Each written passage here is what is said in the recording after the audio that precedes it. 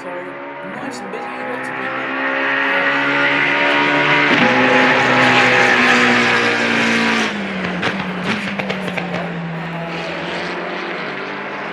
So we shall crack actually that tonight is going to bring. It's a really nice collection of cars we've got.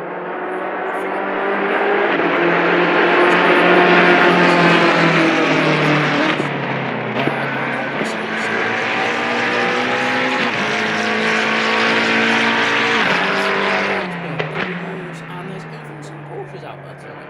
So we do also have a new member of the commentary team. Barry is here to join us tonight. Hello, thanks for having me. Yeah, I'm super excited to be joining for this exciting race. You mentioned there's a couple of Porsches here. My favorite car. Guilty as charged. It's glad to see a couple out representing. Such a lovely car to drive. Well, I say lovely car whenever it doesn't try to kill you, that is.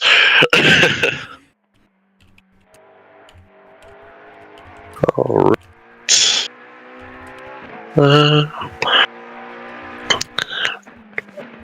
Right, yes, so just coming to the end of practice now. Quali has. There we go. Green light, go, go, go.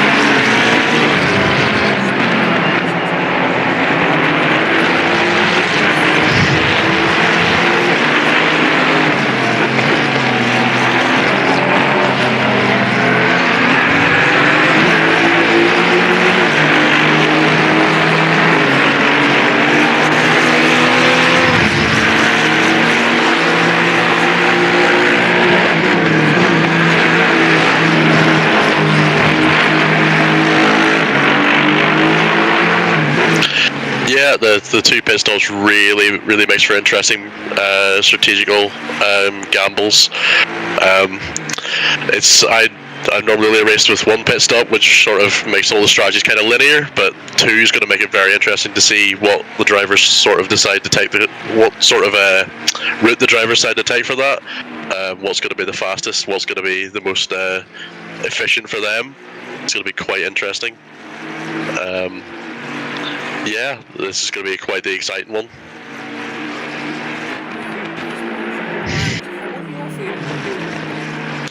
Ooh, Brands. It's one of those kind of Marmite tracks for me. It's one of them ones that I'm not a big fan of. Maybe it's just I haven't driven it enough, but every time I do, I never have a good time. The car always ends up in a wall somewhere. Maybe that's just skill issue on my part. You know, it probably is just skill issue on my part, but it can be fun whenever you're hitting the swift, the right hander at the top of the hill is quite fun. But personally, it's not my favorite track, but it's going to be good watching these guys really wring its neck and get the most out of it.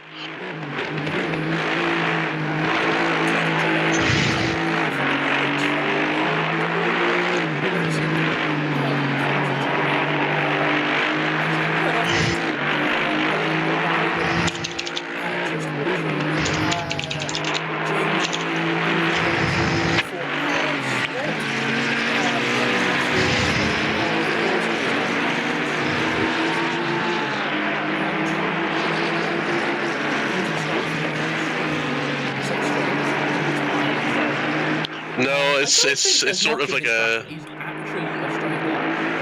It's very strange. Yeah, the only one the finish straight is a straight, but even then, the actual straight part is tiny.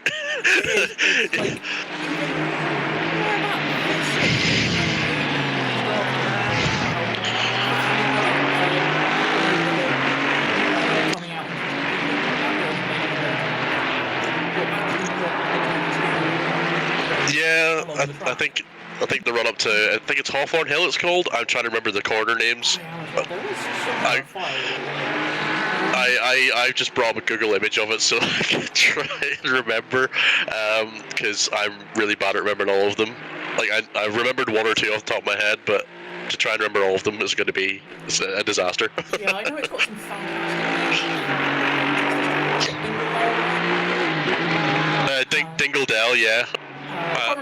Funny.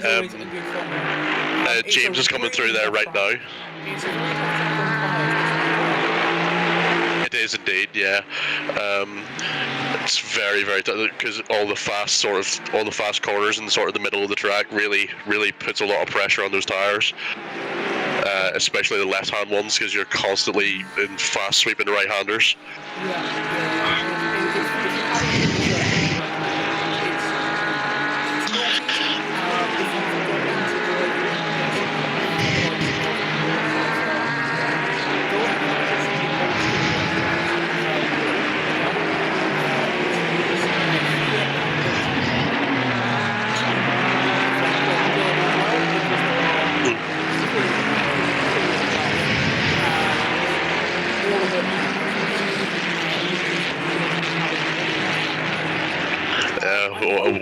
Okay, I have rebuilt my entire audio inputs now. Hoping it's all working. I have turned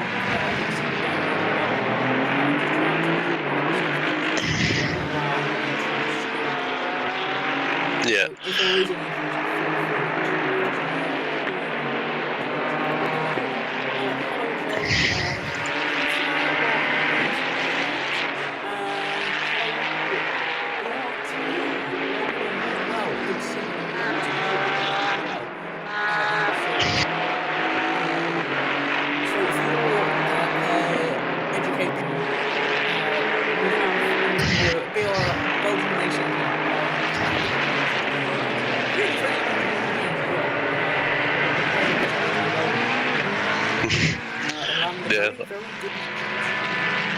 That's really cool to see. As I just see, I'm gonna butcher this name. Sorry, so I apologize in advance.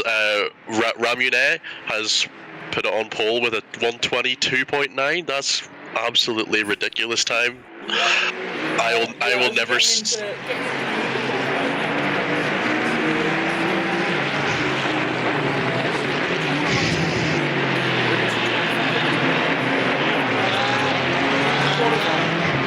Yeah, so as I just mentioned, current pole sitter is Mr. Amune. Sorry, I'm really bad at that. Then about a tenth and a half down on that is Faulkner in the Ferrari there, number 67. Then just behind him in a Bentley is Mr. Willamot. Then fourth place currently sitting is a guy called Porshakov, who I've actually raced against before. When I say raced against, he was miles ahead of me. I was nowhere near him. I was way down the order compared to him. And currently in fifth place, who just seemed to have stuck fifth place, is Matt Gamble, I think his name is, number 99 Ferrari, who personally has my favourite livery of the night, which is really cool. And I kind of... Hello? Oh, did I disconnect? Issues beforehand, so completely cut out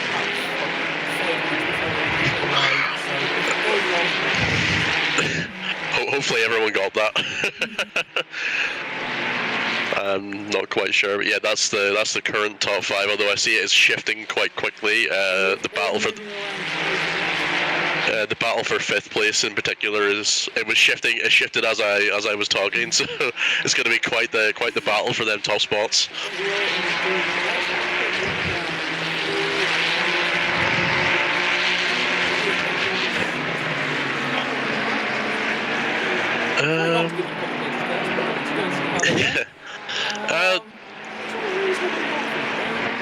One of the BRTs is currently 4/10 up on his lap, number 27.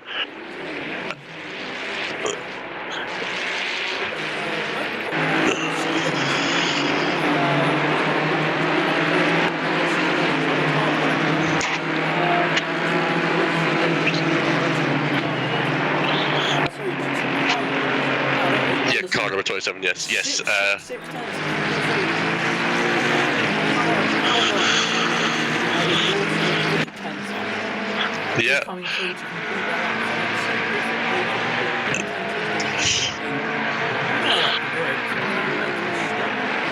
Yeah, almost a as second this. that puts them into 20th.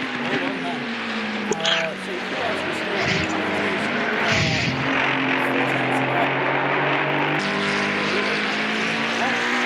and Anderson has goes up close to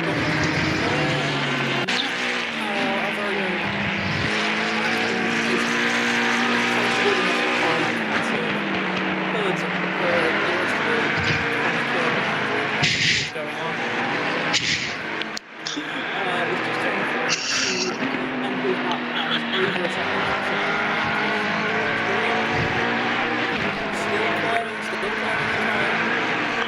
That's quite the tidy lap. That's well done.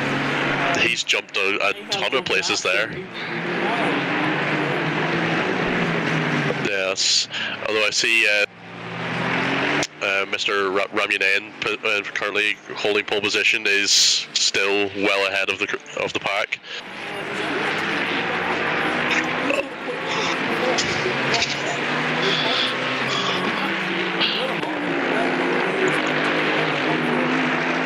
Oh, he is flying.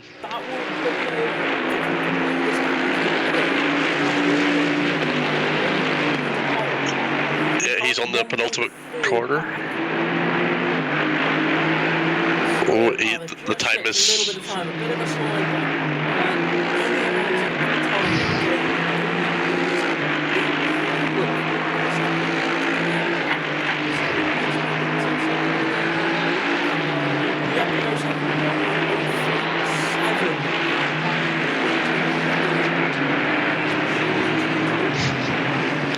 Wow, these lap times are absolutely insane.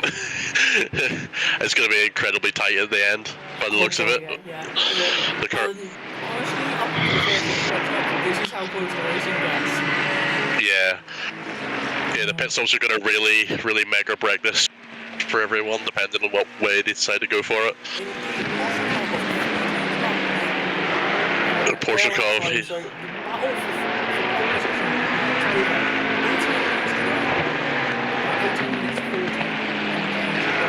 Yeah.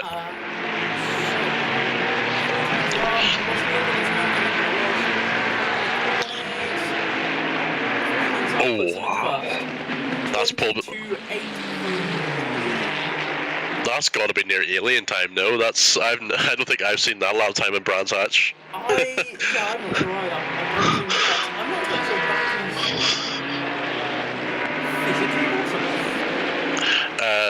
yeah, that's quite an insane lap time. That's very impressive.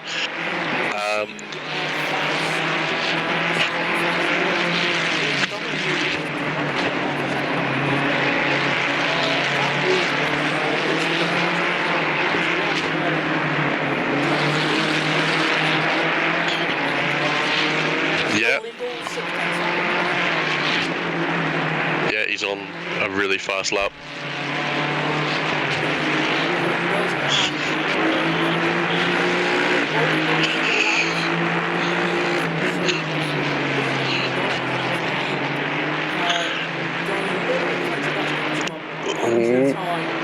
This is.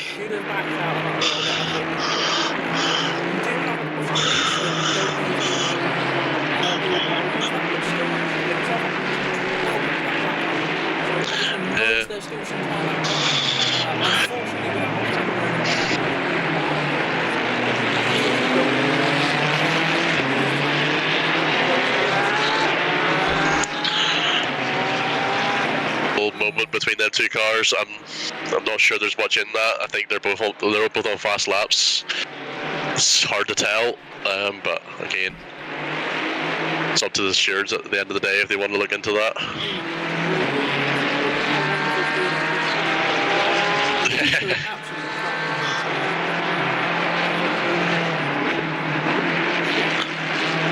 Yeah,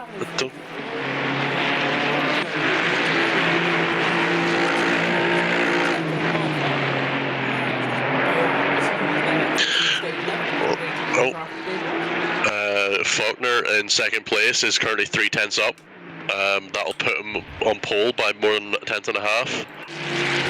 If he gets, he's coming up to the final corner now. There's a lot of traffic in his way though, so he's gonna have to navigate that.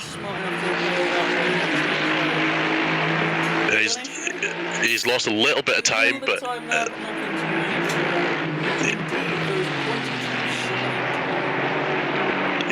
wow, the more they keep impressing me with these lap times. I keep seeing a new pole position and thinking that's not going to be beat, and then they go ahead and beat it.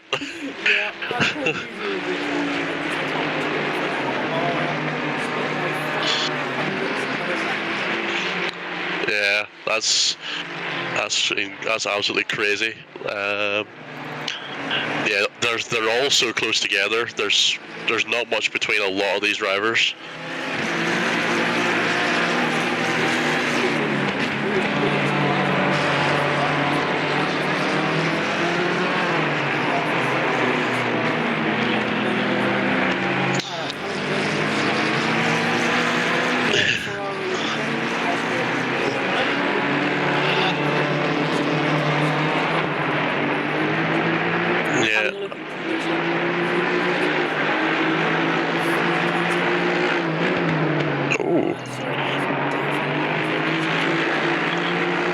I must say I quite like that.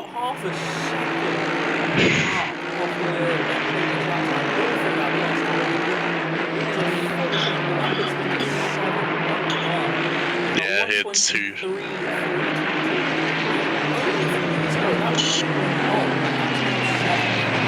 Yeah, that's absolutely insane. I seen he went full commitment to that final corner, left nothing to chance. He had those two ways touching the grass, but as we know, you have to keep two tires on the track to keep it legal. So he's absolutely fine there, but just absolute.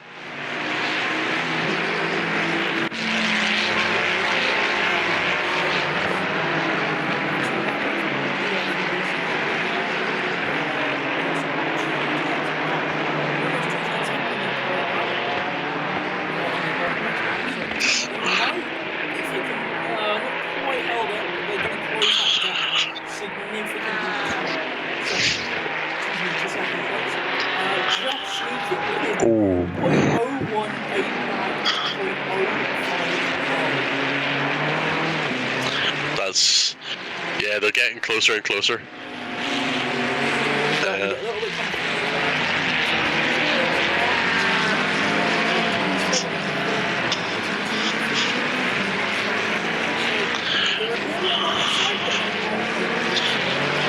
Yeah, they'll probably be adjusting tire pressure slightly just to accommodate for the extra heat. The tires will get quite warm.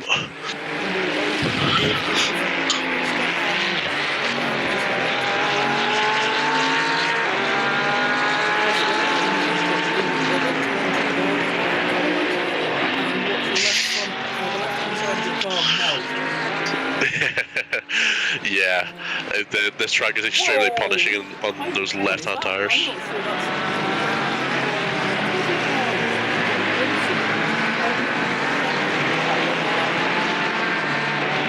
Oh.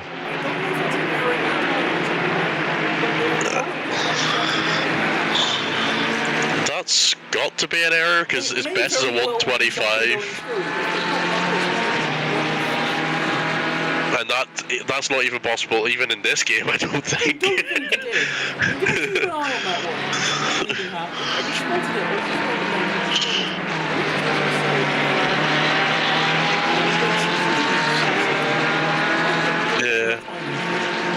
Yeah, there might be a couple of little visual glitches for us, but yeah, that's if he pulls a lap like that off, that's impressive. I think there's going to be a lot of questions over that. Yeah. As we see,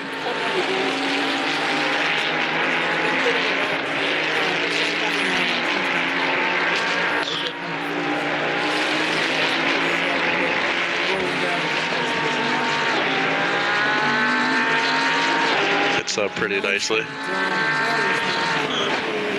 He's half a second up now if he can hold this last corner together. Oh,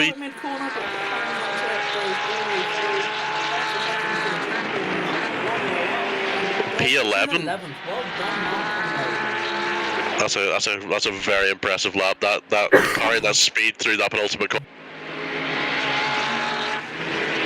Yeah, this track especially is all about just carrying that speed through the corners. If you can do that, the lap times are going to be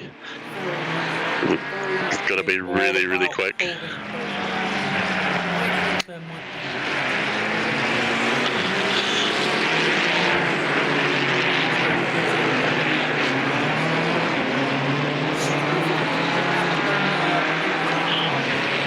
Yeah.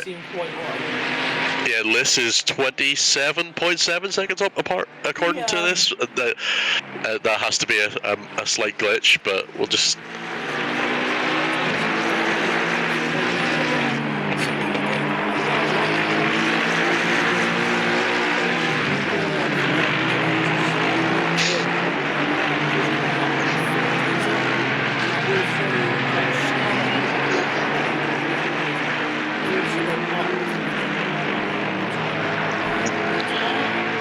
Yeah, he's come through the penultimate corner now.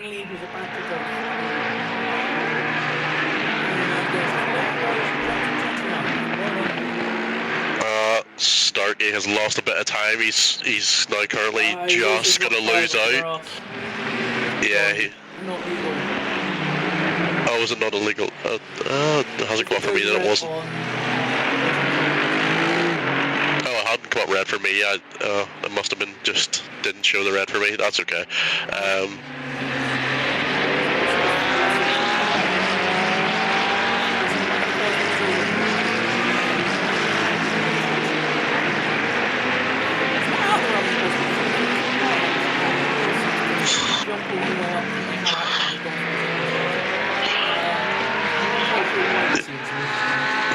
Yeah, P2 Ramune is his delta. He could get pole position here. He's a few thousands up. Yeah, he's just shy of a 10th up if he can keep it together. Heading up, steaming up the hill there. That fast right-hander.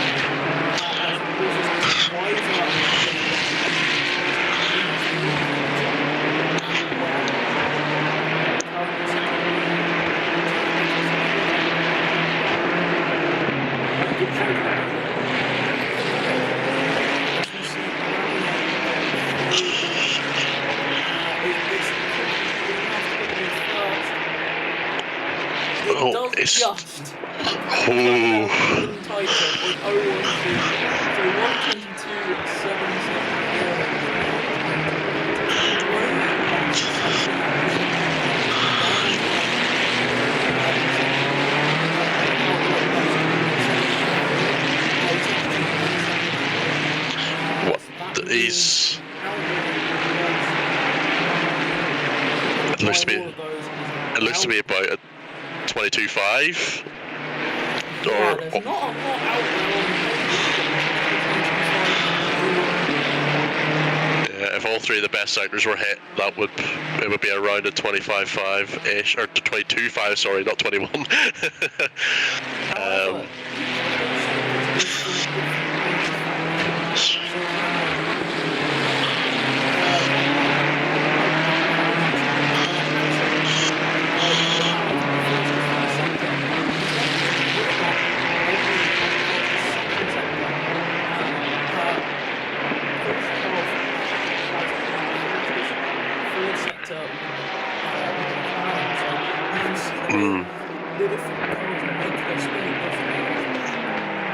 Yeah, using the benefits of the individual manufacturers to their advantage as best they can.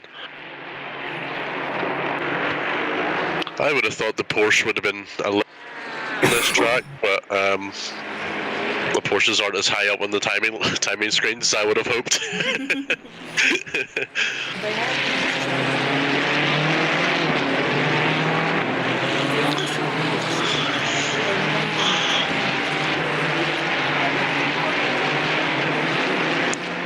Yeah, the 992 is still it's quite an unstable car, but whenever you get it right, it really, really benefits. It really, Exactly. When you've got a yeah. It's just about ragging that car while trying to keep it in a straight line. Oh, I see Hayden getting a massive slide out of turn 1. That was really cool to watch.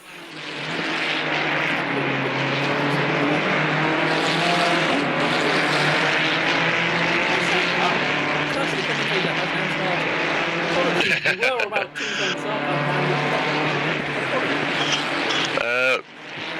Blues, and I butchered that as well, is 4 tenths up on his Ferrari, car number 181 in 20th.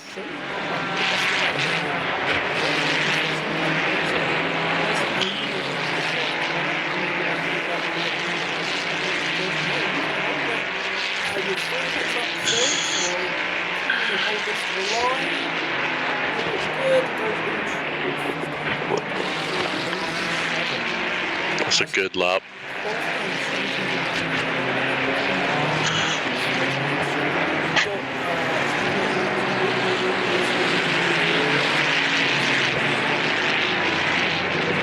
Absolutely.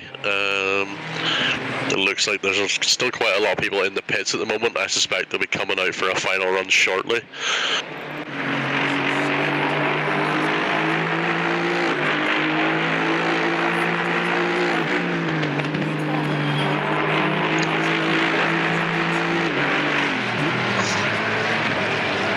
He's driving a nice Toga racing livery as well. Oh no! Commentator's curse strikes again. Indeed. Apologies. I mean, it's managed to recover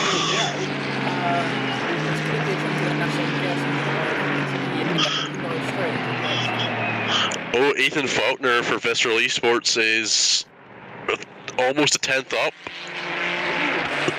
1.3 tenths up. He's flying at the moment. Heading down into the Dingle Dell, one of the funniest named sections of a racetrack. He's now 2 tenths up. He is ragging that Ferrari for all it's got.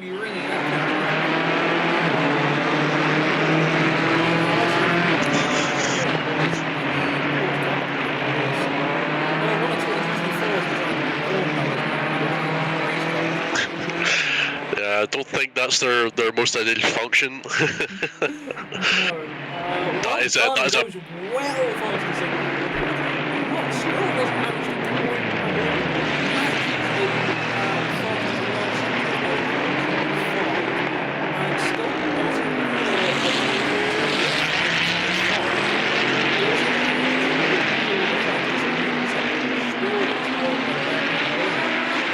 yeah. It's only 18.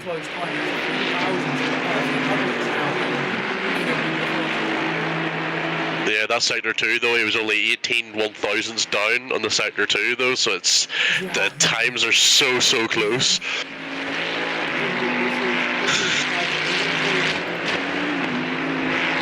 I wonder, will Axel Ramune and Andrei Porshakov have a response to this? With 2.5 minutes left. Apologies for the noise. I'm just trying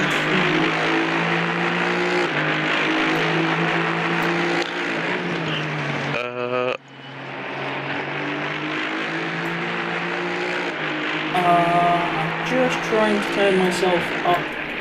Yeah, I've just seen that as well. I got asked to tell you as well, but yeah, no, that's fine. Sorry, I've rebuilt everything, and I was hoping it was going to be okay. I'm going to turn the game down a bit further. I have got the game itself turned down quite low in game. I may also have to just default to turning that down. My mic on Discord is as much as I can give it, and it's also bouncing into the red, so I don't know what I can do more. It might be a little too loud now. I'm sorry. It's all good. It's all good. Technical difficulties. I'm still desperately trying to learn all this. I should have learned all of this by now, but that hopefully will help. I've just turned the game down in game a little bit more, so it's. I hope you can still hear the game rather than just our inane waffling. Yeah, I just checked Twitch there. I think it sounds good. I don't think there's anybody actually no. Those that are watching on Twitch, please say hello. We are still here. Yeah, we're alive and kicking. Sorry, I've got things set up a little differently, so I don't have necessarily quite all of the screens as easily available as they have been previously. Yeah, I have noticed though a lot of the drivers are opting to not go out for a final lap. The top 3 are still in the pits.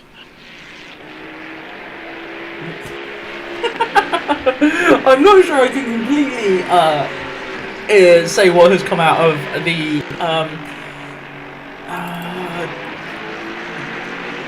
Volkov is 2 and a bit tenths up on their lap time, down in 12th. I've just seen a 5-second penalty for car 220 coming to a complete stop on the racing line. And there's another one warning car 48. Yeah, I'm not sure I can repeat what on stream what the rest of that says, but you got it wrong and you're in trouble. Now that you got the stewards looking at you. I see Callum Jones is currently 3.5 tenths up in that Bentley. Indeed, this is the end of qualifying as well, so this will be looks like that has gone illegal. Yeah. The time has gone red. That was too far off track. Anybody else out there? No, it looks like everybody else is. There is one driver still going, Matthias in 35th. He's number 66. He's 4 tenths up currently. Ooh, we shall find. He's lost a lot of time out of that corner there. Is he going to be able to pull it back? Has managed to pull a good chunk of it back, and all gone wrong. He's potentially overdriven the car a bit much there, trying to get more time out of that Ferrari. Unfortunately, if you go even a millimetre off track in this circuit, it will bite back. It will indeed, as that is the end of qualifying. We shall run down through the fastest laps that we have out there. As I say, car 225. We're also seeing car 670, 5 seconds for joining from the pit and causing a collision with car 51 as well. Oh, really, people? We know how tight this track is. You get warnings coming out the pits. So let's just run down through the top 10. We have Faulkner from Rameau, from Porshkov, from Wilmot, from Gamble, from Weiser, from Donkavolt, from Jones, from Kubitzel, from Romeo, from Bataglan, from Volkov, from Conway, from Hartig, from Blues, from James, from Fass, from Brewster, from Sweet, from Wallace, O'Reilly, Mack, Ritz, Tatari, Everett, Hologon, Anderson, Starkey, Ganley, Wilson, DeCower, Liss, Fuller, Cumitis, and Stevens down in 35th. That makes up your 35 cars that we have out there tonight.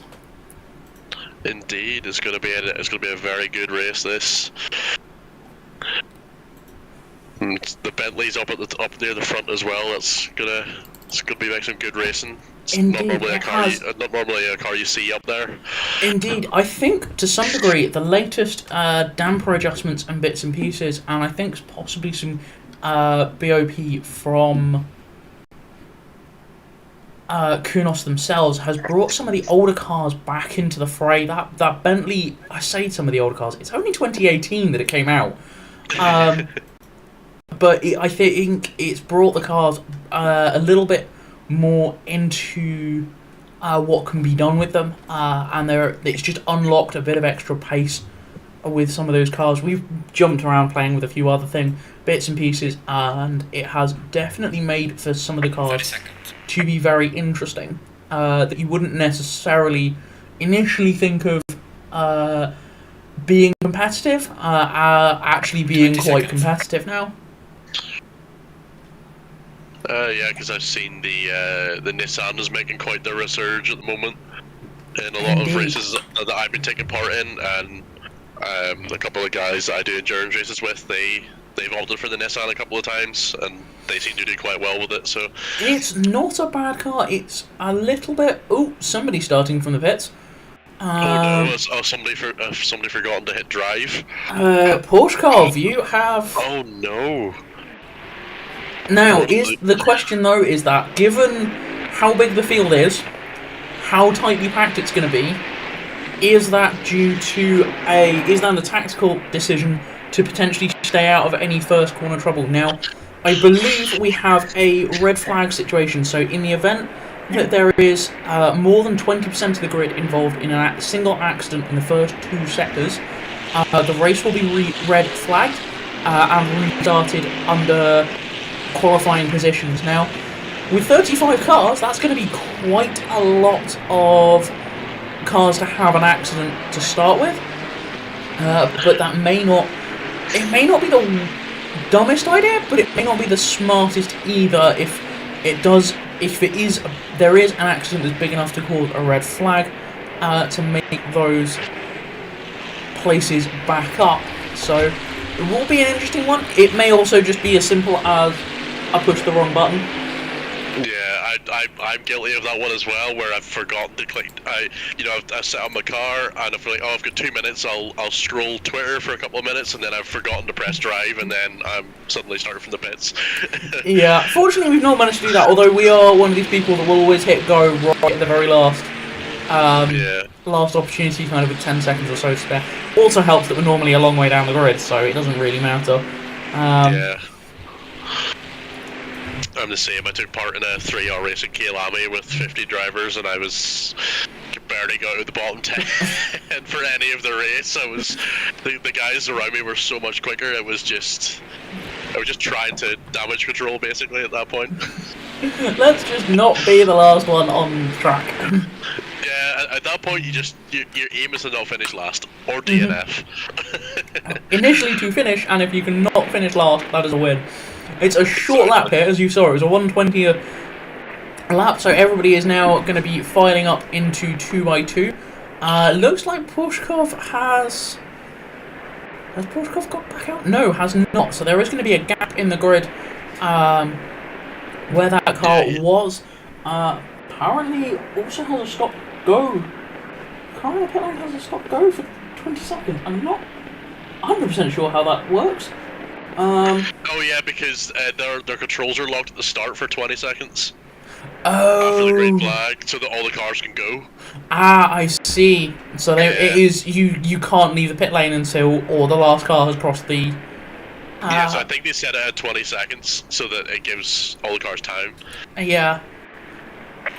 And we are green. Let's follow this. See if there's any action. We're sat here following the front half of the grid. Here, and everything so far has got through nice and cleanly.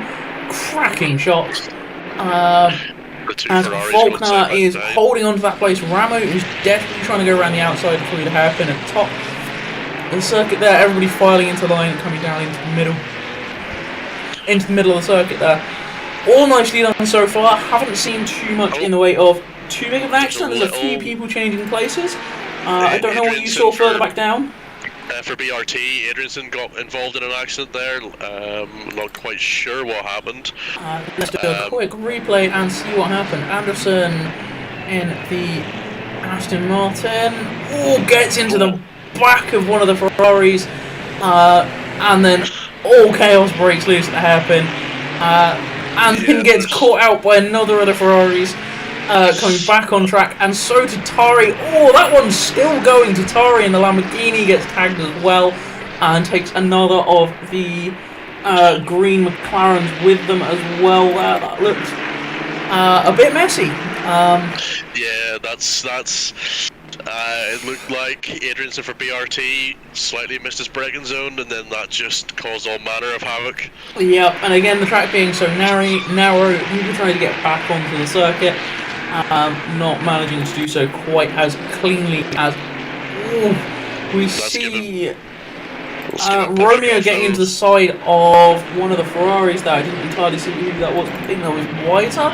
Yes, it was. Got into the side of Weiser and has just plummeted down the grid there, unfortunately. As has Donkerwalk as well there with all of that. That looked like a disconnect. Or not. There may be some lag-related issues with one of these drivers. That's not going to help. Yeah, I didn't see who it was there, but I saw them disappear for half a second and come back into shot. I think it was Pateron in the Bentley. In the Bentley and the BMW. I'm going to get the B's mixed up tonight, aren't I? You're all good at the Pateron in the BMW. I think it might have been him. I'm not 100% sure, but Donkervolk has lost 4 places currently. Not the best start. He'll be eager to try and make some of them places back up. Indeed, it looks like they're falling down that grid. Falling down there. Might be about to lose another one with Hottig coming out. Is hunting hard there as well. Nicely done round the outside. Okay, Donkerwalk looks like they are struggling something chronic with that Ferrari. I don't think they were caught up with anything, but they were a long way up the grid and they have fallen back now. Adrianson for BRT has come out of the pits. He has done one of his 2 pit stops. Granted, he's probably obviously repairing damage from his accident. So, I mean, with an hour and 16, you could split the rest of the race evenly. That would be the preferred strategy with a 1-stop. So it might play into his hands later on in the race. It's going to be an interesting one to find out. But he is a lap down, I think, on a few of these cars. Yes, looks like he's a lap down on pretty much the entire field. Now, as everybody, Everett, who is the car in front, is also marked as a lap up on this car. So, lots of work to do there to catch that back up. Now, obviously, there has been a chunk of accidents already, so we don't know what damage people are going to be having to try and fix. Right on board with Hayden, our very own Mr. Hayden Sweets. He's the owner of all of this, has dropped back down, but has also then managed to make that back up. Looks like he's having to navigate that lap down Aston Martin now. I wonder what happened with Volkov at the start of the race. Oh, he's just had an accident with Mac. Oh no! Okay, let's have a quick look and we'll jump back on board and see what's happened. 2 of them running down side by side into the top of the circuit. Mac gives space. Volkov runs wide and tries to come back onto the circuit. Goes out, turns in. Mac comes across. Little touch, nothing major there. Both running side by side through the middle section of the track, and then just neither of them quite realise exactly where each other are, and just one tags the back of the other as they turn in, and they are both round and into the gravel. There is a car in the gravel. I didn't see who that was. It is. Ooh, that is our very own Mr. Hayden Sweets. Why have you stopped? Let's have a look. You are stopped out on the gravel. That looks like you just parked it. Was that a wheel disconnect or something? No, just runs out, just drives out there. He must have just missed the braking zone, maybe, because that braking zone for turn 1, if you're not eagle-eyed, it's quite hard to. Yeah, but is sat there for quite a long time. Yeah, that's strange. Yeah, maybe there was a wheel disconnect. Good evening, Davida and Greenfield Racer to chat. Hello and welcome to you. Wilson made like 10 places. How did you do that? We missed all of that. I mean, admittedly, there was absolute carnage at the start from further back. So that's probably, if you got through that, Wilson, JP Motorsport. There was a bit of a kerfuffle at the start involving a few cars, so that was, if you got through that cleanly, as we see one of the Ferraris, who's that? Donkerwalk is not having, Donkerwalk is having a race to forget, running wide through the bottom of the circuit there. He's lost 13 places. That's going to be probably 15 places now. He's lost Yeah. another 2. Somebody is having a race they'd like to forget already. That's going to be a drive and hope for the best. Now, in practice, has been particularly quick, but whether that is a consistency and isn't able to hold that pace is another thing. As we look at, He qualified P6, so it's if he can. There's still what 75 minutes left, just under that. So he's got time to get back into this race. indeed. That is if he can get through traffic, because he's not a lap up on any of these cars, and he's got the BMW and another McLaren and a BMW and a McLaren fighting in front of him, going too wide coming down to the final corner here. Oh. And not able to do anything because McLaren gets a run, then the Donkvold gets past. Is that BMW of Wallace, I think it is? Yeah, it's Wallace, yeah. Wallace has effectively lost 3 places in one corner. Oh wow, the Porsche Starkey is really turned up there in the last couple of corners. Yeah. So with those two, with that McLaren and the BMW fighting, has just let that car and also the McLaren of Ganley just drive up to the back of both of them, and as a result has now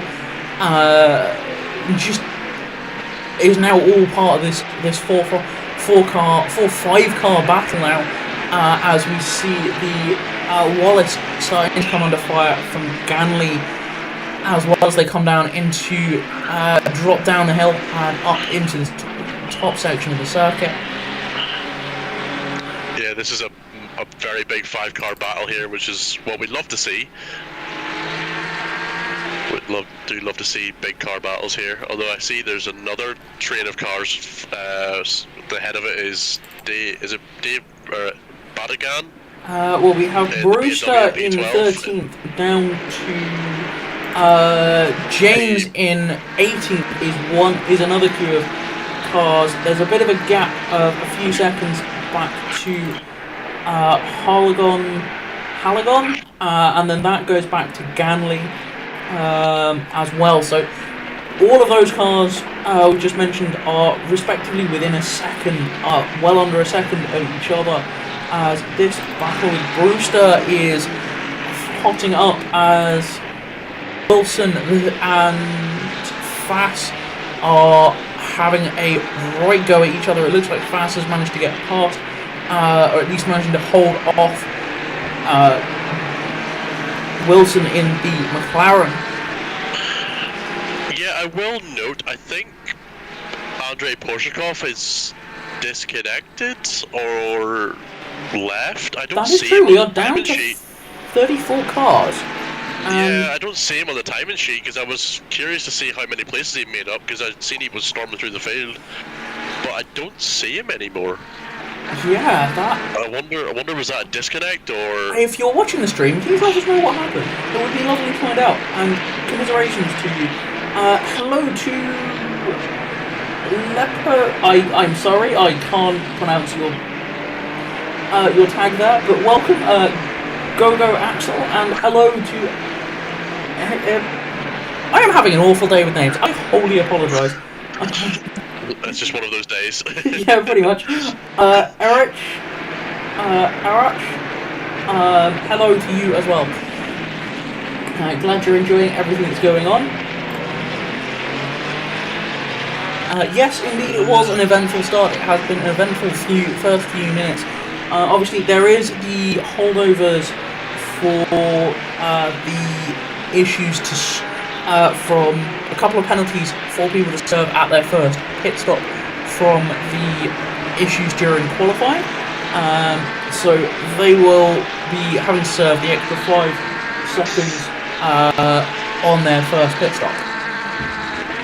Yeah, absolutely. That'll make the strategy decisions even more interesting, especially for those guys who are going to have to really plan it out with that extra 5 seconds to tagged on top, where they're going to be stationary. Oh, somebody has went off the track. I'm not sure who that was. Can you see what car it was? I've lost the car. I think it might have been the... no, it wasn't the Lamborghini.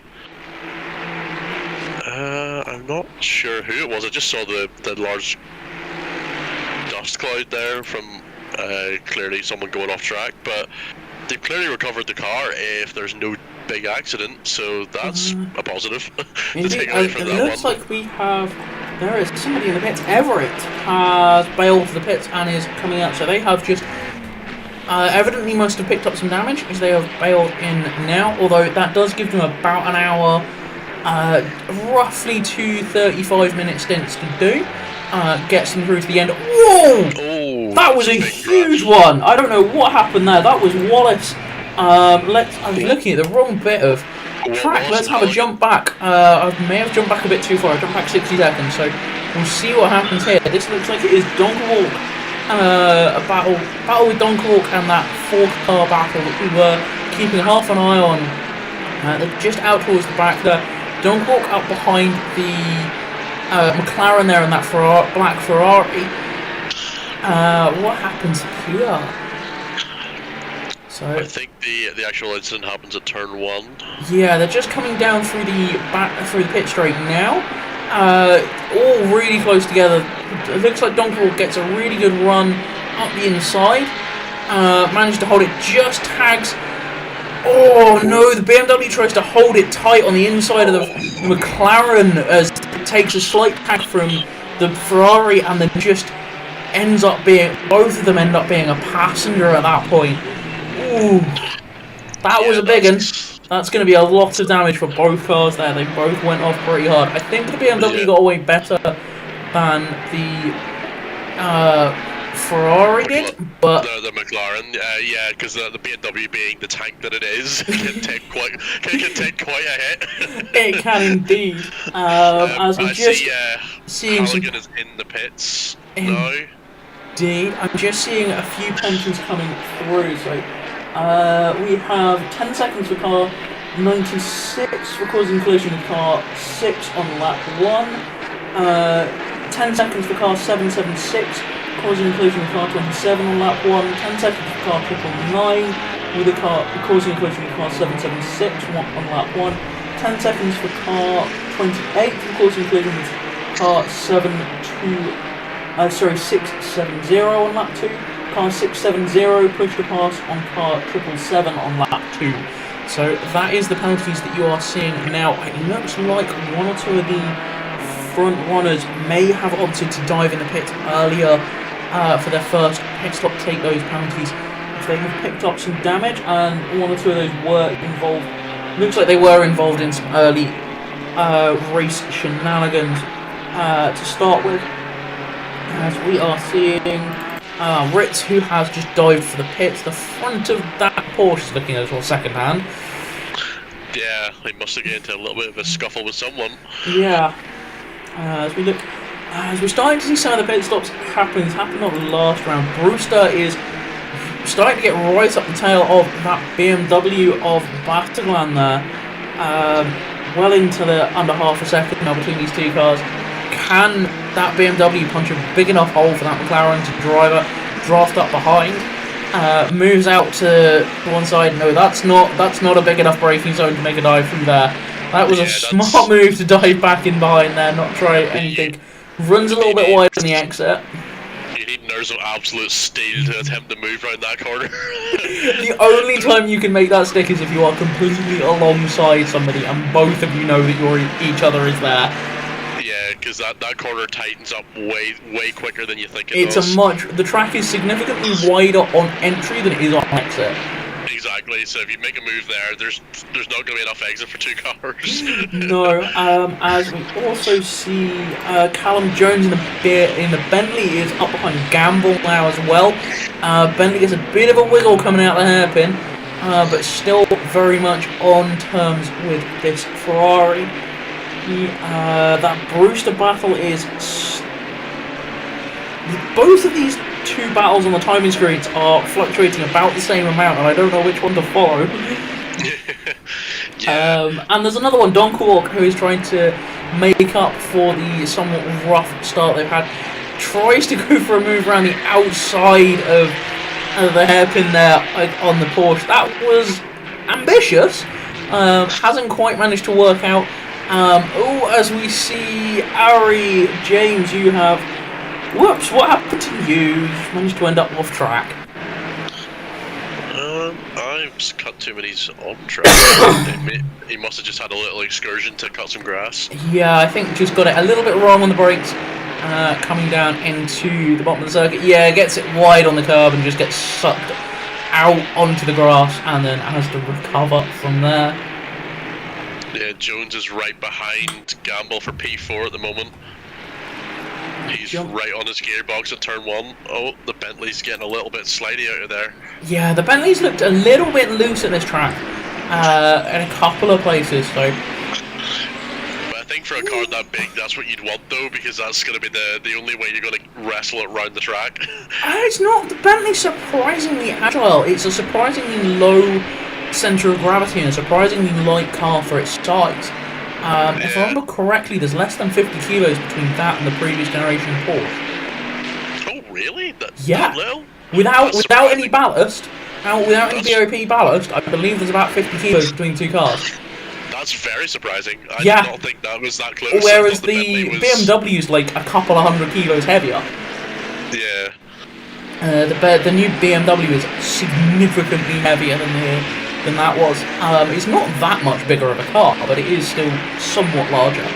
Yeah, I'm driving the Bentley on Sunday on the Nordschleifer, and it feels like quite the boat. There is a reason it's nicknamed the Boatly occasionally. Yeah, that's very true. I don't know what's possessed me to try it, but you know what? It's all fun and games. I mean, honestly, it's not a bad car. I mean, it's... No, it's not. I was matching similar times to what I was doing the Ferrari 296 on hot lapping, so... Yeah, it's not a bad car, and it may be a bit of a boat, but it is surprisingly stable, which is why I'm surprised to see it getting as loose as it is, because if you can get the car set up right, it's actually surprisingly stable, and it has an enormous amount of grunt, so you can just punch it out of corners really, really well. It's really, really good in the low torque areas. Incidentally, the engine that got was built by Bentley without Audi knowing, and then Audi realised it was a good engine and nicked it. Oh, of course. Of course they did. Bentley didn't want to use the engine that they had, so they built a new engine for the new car without Audi knowing, and then they realised it was a good engine and it went in the RS6. Yeah, I'm not surprised. They went, oh, look, good engine, I'll have that. Yeah, I think that may also be one of the reasons the project got a little bit canned by VAG. As we see, Wilson is right on the gearbox of Pateron now. Brewster has evidently managed to get through. Apologies for missing that one. There's just been a fair chunk going on with all of these battles, up and down through the fields, as Liss looks like they've lost out to the tower now as well. So let's follow this 3-car battle. Can Pateron do anything to catch back up with Brewster, or can Wilson catch up to the back and make a move on Pateron? That is the question. Goes wide, and that is Wilson through on Pateron without any trouble at all. It looked like Brewster dived the pits, and I think by going on the brakes just caused Pateron to check up a little bit, as that BMW is so good on the brakes. Down into turn 1, just chews up the distance on cars really well. Yeah, the difference between the BMW and other cars with the brakes is significant. I can only assume that they managed to get it just over a weight limit. That means they can put almost the next spec of brakes up on the car, so it's almost got too much braking power for the car. Yeah, but because the fight is so heavy, then all the other cars being lighter, their advantage is in the acceleration and speed. Indeed, although it's not bad as top speed go.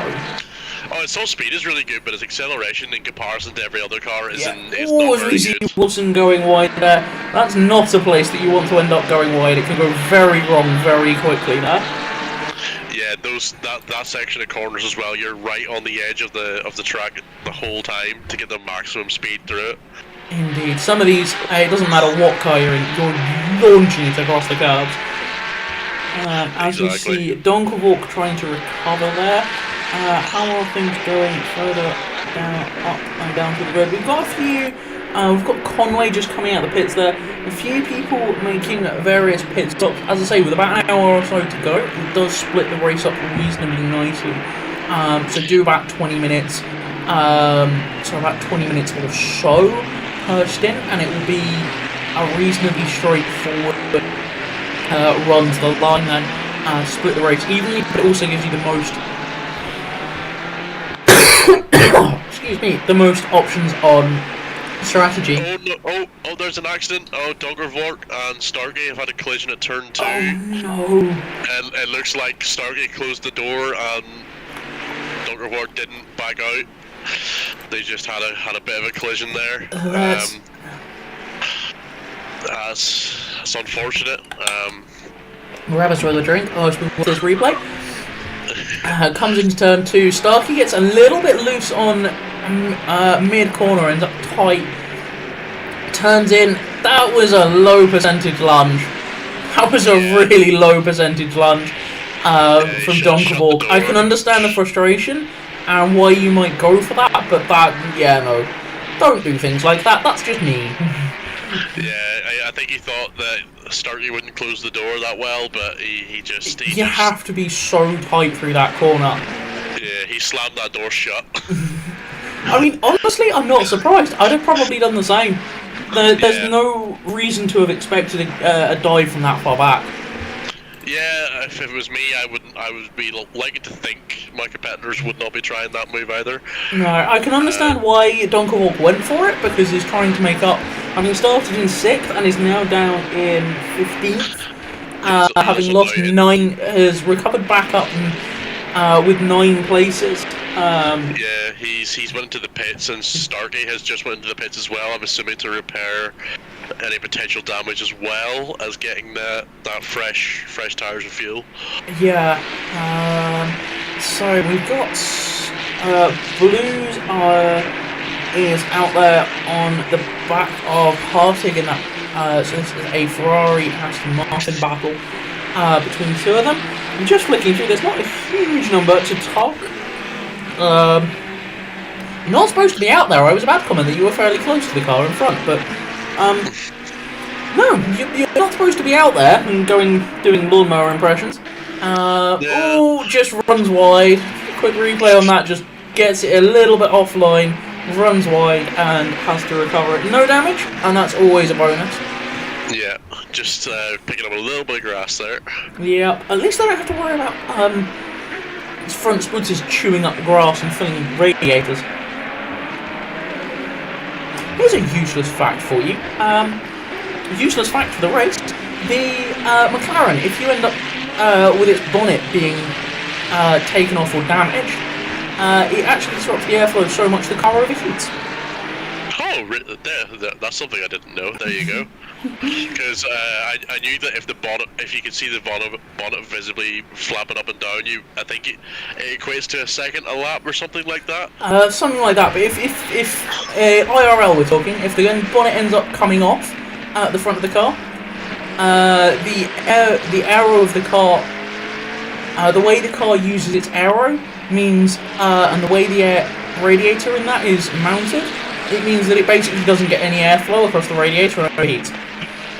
That is wild. I see Ramune is going to the pits from P2. Indeed. I've just caught up with Mac, who is on the tail of O'Reilly having come out of the pits, and is actually doing a pretty good job of hanging on to his coattails there, so I'm going to keep an eye on this one. I'm trying not to watch Mac too much, because he always seems to falter and end up with commentator's curse, so I'm going to try not to, but he's doing alright at the moment. I see that McLaren also has some damage as well. It does. The front end is looking a little less than it did when it left the showroom. It's looking slightly suboptimal. Indeed. Although managing to hang on, hasn't made any pit stops as of yet, so it's going to be an interesting strategy. I would definitely expect some of these cars now to be, unless they've fueled for a really long run to start with, I would expect them to be a lot of cars starting to make, as they have, a lot of cars have made their first pit stops. as we are just having a scroll through who hasn't made their pit stops. Let's have a quick flip through from the start. So everybody in the top 9 hasn't made a pit stop. Ethan Faulkner has just went into the pits now. Indeed, as we say. So Faulkner's just dived from the pits. So that is everybody in the top 8 effectively. No, as a whole bunch of the top. I say this, and then everybody dives for the pits. They're all just reacting to you saying that. Oh, but they're all on the stream. They're all just wanting me to just eat my words continuously. Thank you very much for this. Yeah, that's a bunch of the leaders diving into the pits. That is Ramu has filed back out in 10th after their pit stop. So it will be interesting to see where this lot file back out after theirs. Faulkner is looking like they're going to make a really good run on this one, and I'm assuming Ramu, who ended up with a little bit of damage somewhere along the line, did they end up with... I'm not sure. What car number is Ramu? Car number 77.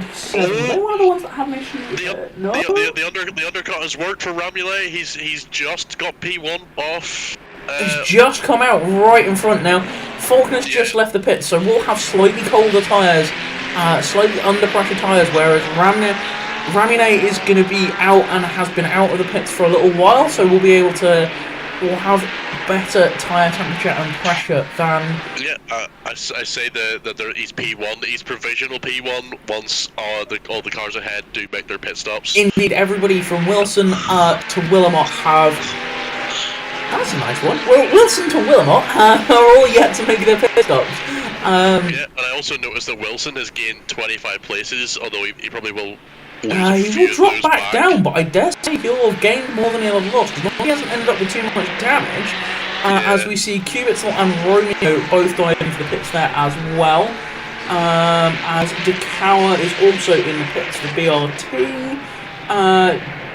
Lucas... You're not supposed to be there. How did you end up out there? Oh, you were one of the people in the Porsche race that was doing impressions of the Porsche Cup races that were doing lawnmower impressions, and you seem to be doing it yet again. Yeah, I'm not sure exactly what happened to him there. Just jumped into a replay to see what is going on. Looks like it was an error on their own.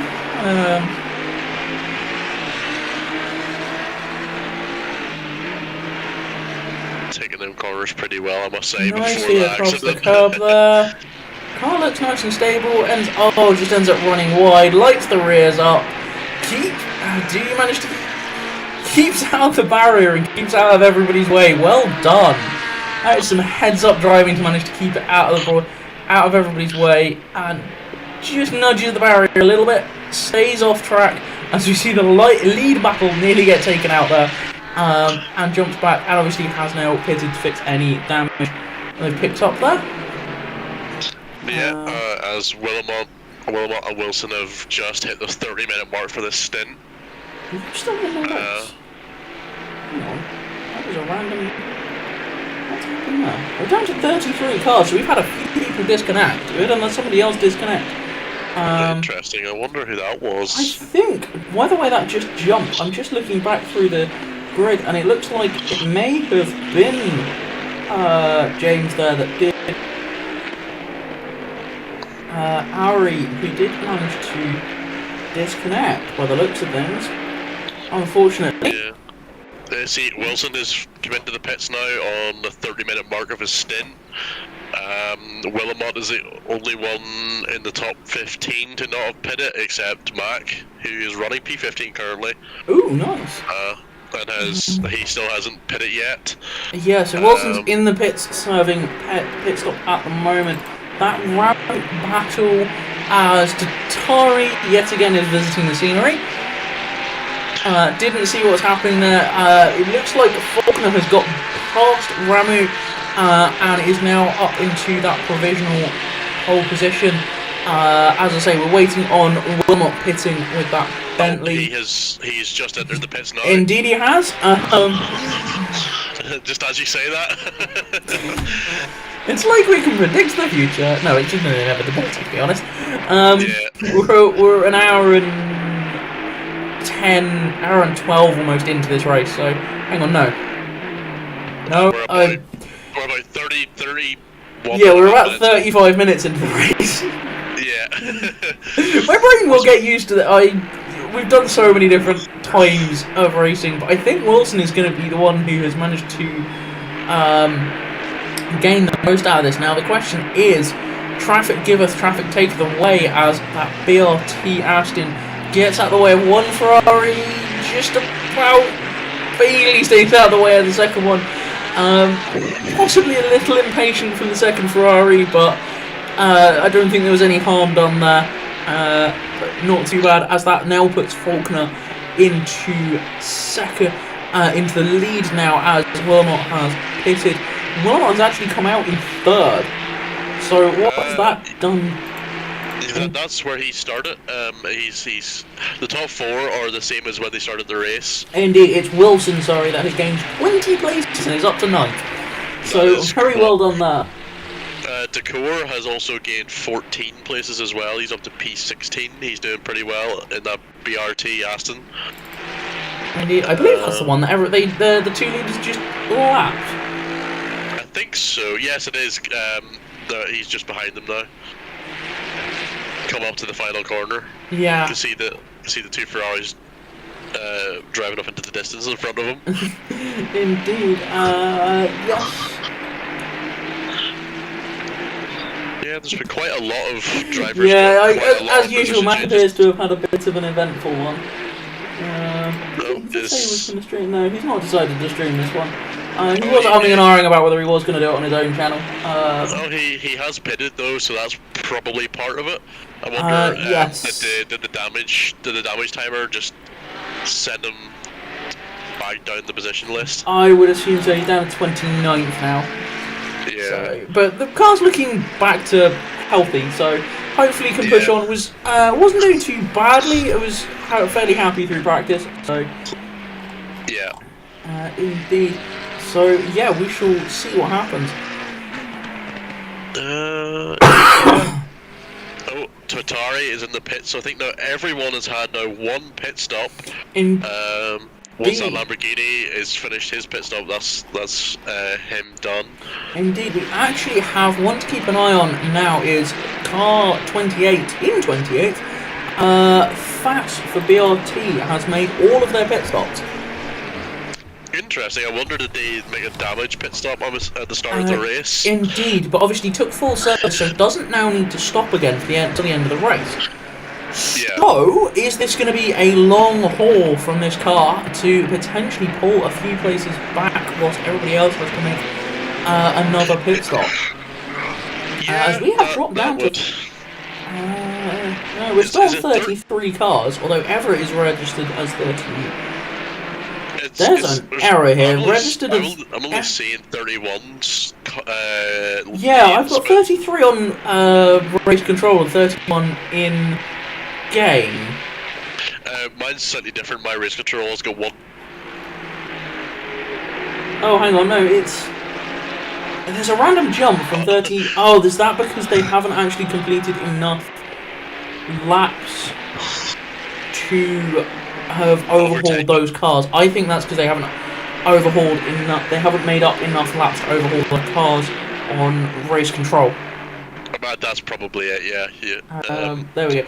Sorry, there's obviously just all the amusement of what's going on. We have a little bit of a battle going on between two Porsches here. We have Starkey and Ritz are well under a second between the two of them. Ritz just gets it a bit wide, which means Starkey is able to get that drive up behind these two howling flat sixes. The Porsche is the best sounding car in the game by far. It does sound fantastic. It's a proper howler of a car. Whenever you get a howling over 9,000 RPM, it's just a different animal. It's a bit of engineering you just don't find very often. These two are going for it. You can see the front. Starkey is really going for it all over the back end. Avast there. He nearly went for the same move that took him out. Yeah, very nearly did, but thought better of it, so well done and properly heads up driving there. It looks like Tatari has picked up a drive-through. Donkerwalk has picked up a stop-go plus 10. Oh dear. You're supposed to keep yourself out of trouble. Yeah, it's been an unfortunate race for him. Indeed, I'm just having a quick look through. There has been, where did we get to? So there was 5 seconds for car 670, of course including car 69 on lap 3. 5 seconds for 123, push past on 190. 15 seconds for car 2 for not being in control of their car and murdering a car. Fantastic. Thank you, cruise control. Murdering car 14 on lap 9. 10 seconds for car 14 for an unsafe rejoin. Lap 9. 5 seconds for car 670 for causing collision with car 29. Stop go 10 seconds. Car 51, multiple contacts, poor driving etiquette / standards. Lap 11, 12 and 16. So they have been looking at that car and deemed, just stop it. Yeah. Just a couple of incidents. Yeah, but that would have been the incidents that we've seen with Donkerwalk. Is it car 18, Donkerwalk? Donkerwalk is car 51. What number did you say it was? Yeah, it is car 51. Okay, yeah, that's him. As we've seen, another couple have come through. 5 seconds car 777, push to pass on car 776 on lap 14. 10 seconds for car 88, causing a collision with car 973 on lap 21. just slightly eventful race. just a little bit. Oh dear. Yeah, it seems Wilson is now part of a train of cars. Looks like there's five cars all fighting each other here for P8. I believe it is. Or no, sorry, some of them are by markers. I was going to say, I've just looked at that. P8 is Weiser and Romeo, who are hovering around the second mark. Blues and Wilson, about 16 seconds back from that. Those two are about half a second apart as well. So yeah, that's sort of what I was actually looking at, and just my brain didn't work properly there for a second. No, it's easy done when you've got lots of cars on lots of different laps, and then it's just like, hang on, who's where? Yeah, and I see Blues as Anderson has dropped back behind Sweet and Wallace. Was that a mistake, or was that?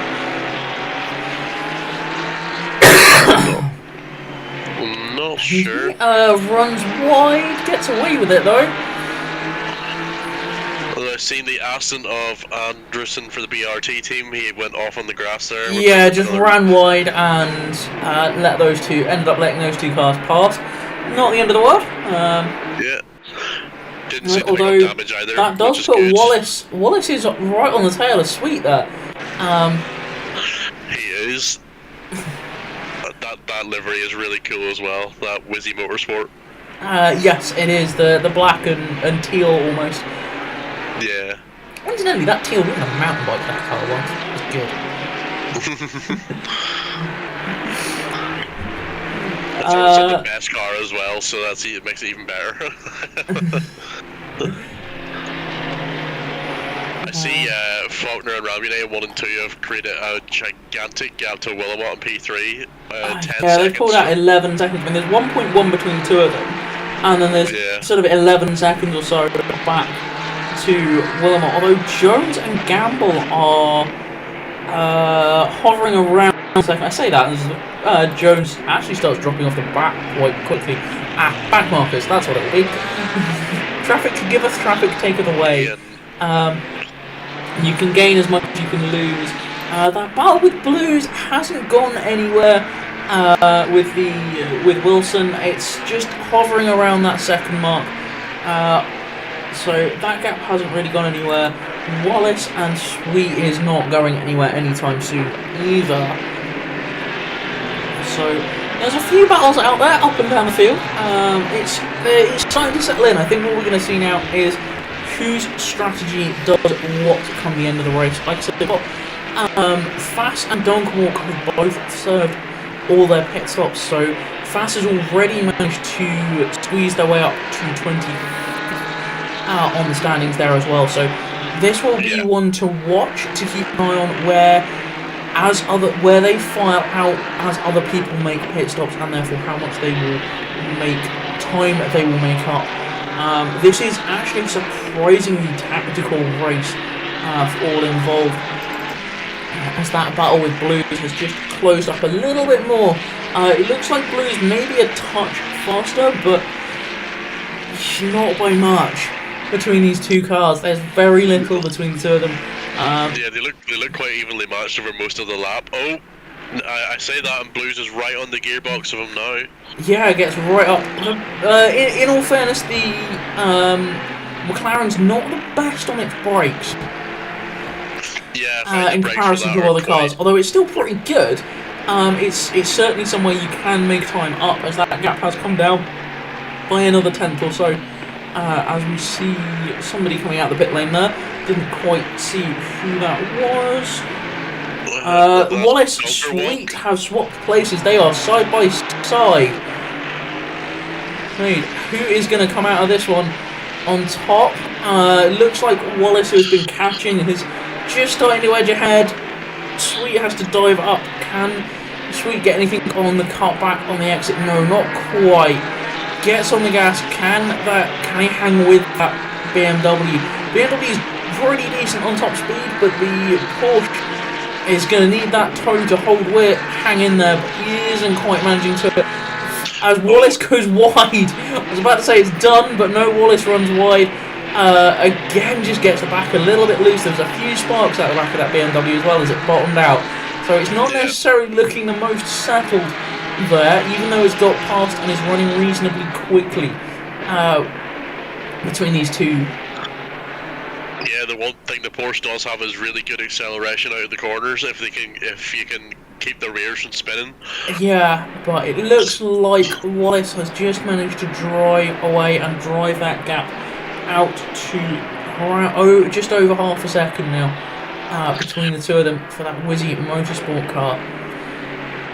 Yeah, he's doing a good job there, holding off Hayden. As we see, Stevens is hovering around half a second on Ganley there. So this is definitely not done at all here. So we'll see how this one goes. Well, what's happened to Ramune? He's had a crash. He's down in P3. Ooh, didn't see what that one was. His bonnet is. He's got big damage. I'm gonna do a jump back and see if I can see what happened there. No, I don't think I can see far enough back on the instant replay. He's dived into the pits for a second pit stop. So that's okay, now Willamot in P2 and Faulkner is 13 seconds a gap in the lead now. So this is going to be the question: is can the potential now strategy change for Ramune make this gap back up, or is this going to be day done here? This is almost beginning to feel like the race that people didn't want to win. Yeah, there's been quite a lot of not necessarily mistakes, just the track being as sort of narrow as it is. It's hard to keep it on track the entire race. It is a very unforgiving, very physical circuit. It is very, very rough all the way around. Like I say, there's not really many places you're not putting steering in. Yeah. So they have Ramune has dropped all the way down into 12th now, and potentially falling a little bit further, maybe. 13th. 13th now. Looks like they're going to be coming out in 13th. They are now a lap down. That was the leader going through there. So Ramune is now a lap down on Faulkner.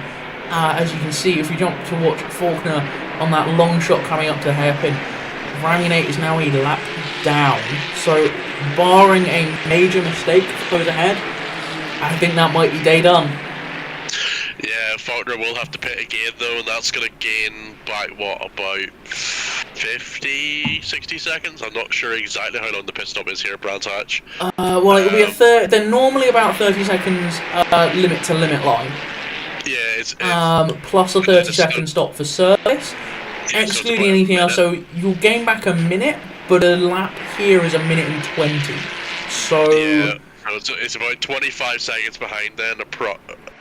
He's got a lot of making up to do in a short amount of time. yeah, it's a lot of time to make up when the car that you were racing with was very, very similar in speed. Yeah, they were right on each other the entire time. Yeah. However, that does give us a bit of a reference point now, as the highest placed car is in 13th, who has made their last pit stop, as we've seen Brewster die for the pits as well to make their last pit stop. So it will be where they go. It's gonna be interesting to see who gets it right here for the last pit stop. 973. So we're just having a quick look at what chat is talking about. 973, Fuller, you are turn 1, 720. You are down in 25th and not doing badly. Still have to make a pit stop. Fast is now the car in front of you as you dive for the pits there as well. So there you go, David. 26. One more pit stop to go. There we go. So yeah, there's a fight here for 19th currently. Gadley and Stevens really going at it with almost the exact same colour scheme for their liveries. indeed, that was the other way around earlier. So it looks like Ganley has got past Stevens, but Stevens is coming back hard. Oh, he's gone for it. He's made the dive. Gives it a dive. Gives it a dive. Oh, this is brilliant wheel-to-wheel stuff here. Looks like Galley's just going to hold position. Managed to hang on to that. Well done. Both drivers doing extremely well there to hang on to their relevant positions and not get tangled with each other. Well done for both of them spotting what was going on and not making contact as well. Good respectful racing between the pair of them. Indeed, as this is not over. Has the drive in a straight line, but doesn't. That's not a place you want to try that. You want to hang back slightly, get a better drive out of it, and try it somewhere where there's a bigger braking zone. Yeah, he thought about it there, but he backed off just at the last which second. has given the brake back to in the favour of Ganley there. But that Aston is tight on the back there. I have no idea what happened there. Where's he gone? There we go. Oh, Ganley dies for the pits to make their last pit stop. I have absolutely no idea what happened to that. We were watching that, and then my screen just decided it was going to change who it was watching. Yeah, that was very, very strange. But yeah, Ganley's in the pits now, so Stevens is faster. Free. Now the question is, can Stevens make up whatever the difference is in pit stop time? Whatever the time difference is to come back out ahead of Ganley. As we saw, two of them were wringing the neck out of their cars to stay together there. So who can make that gap up? As we have Ritz is in with Ritz and DeCower, right? So this is a BLT battle and a half. So we've got the two BLT cars of Ritz and DeCower as Ritz gets past there. Very nicely done. Something tells me there was a little bit of friendly help going on there to make sure neither of them ended up with too much of a problem. As they have Sweet on the tail. Sweet, I think, is a lap down on these two, but is trying to unlap themselves, so that's not bad going. Yeah, obviously there's Sweet has made his final pit stop, whereas these two haven't, so that's the delta there. So Hayden manages to get back past as Fast runs wide through the exit of turn 1 into that gravel trap. That has claimed to big names, as manages to get past and drive, but this has opened the door as Fast lets Hayden through for DeCower to come back past. They did touch. DeCower is out wide. Fast gets past. This has also now brought Brewster into the mix and has now dived past DeCower. So this three-car battle is not over at all, as Fast is under fire from Brewster as well. Who has got the drive up this pit straight? he's going to sensibly just sit behind him here. No point going for a very very low percent move there. It looks like the Kawa is dropping back here and may very well have been the cork in the bottle for this lot. He's very much dropped off the tail of these. Paul gets a little bit loose going through there now.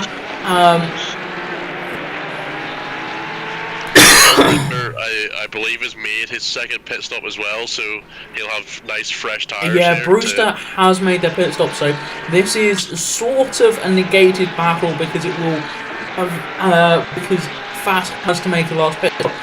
Brewster though, who's got the drive on the inside there after Fast touched a wheel on the grass, lets that one go, but can they get tries to go for a cutback, but Brewster parks it on the apex.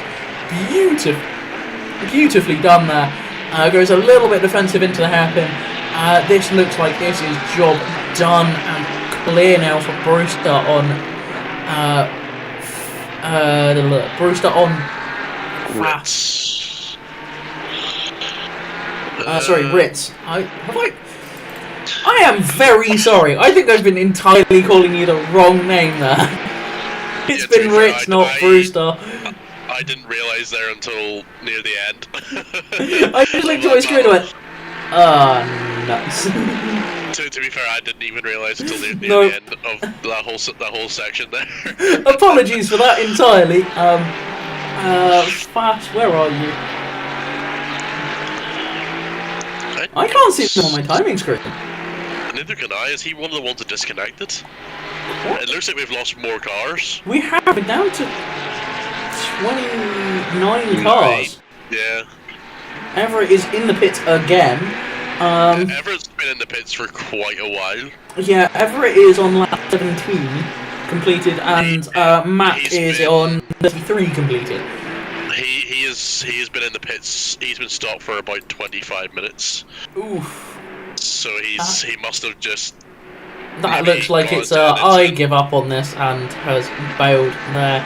Yeah. I think they ended up picking up a 10-second penalty, and I think they've just gone nah. Either that, or they've got like a long stint of damage and just decided they weren't going to continue. Yeah. As Ritz has now pitted for their pit stop, which has released Conway, Anderson, Stevens. It was Stevens and Stevens and Ganley, wasn't it? Yes. That we were looking at. So Ganley's down in 22nd, having made their pit stop.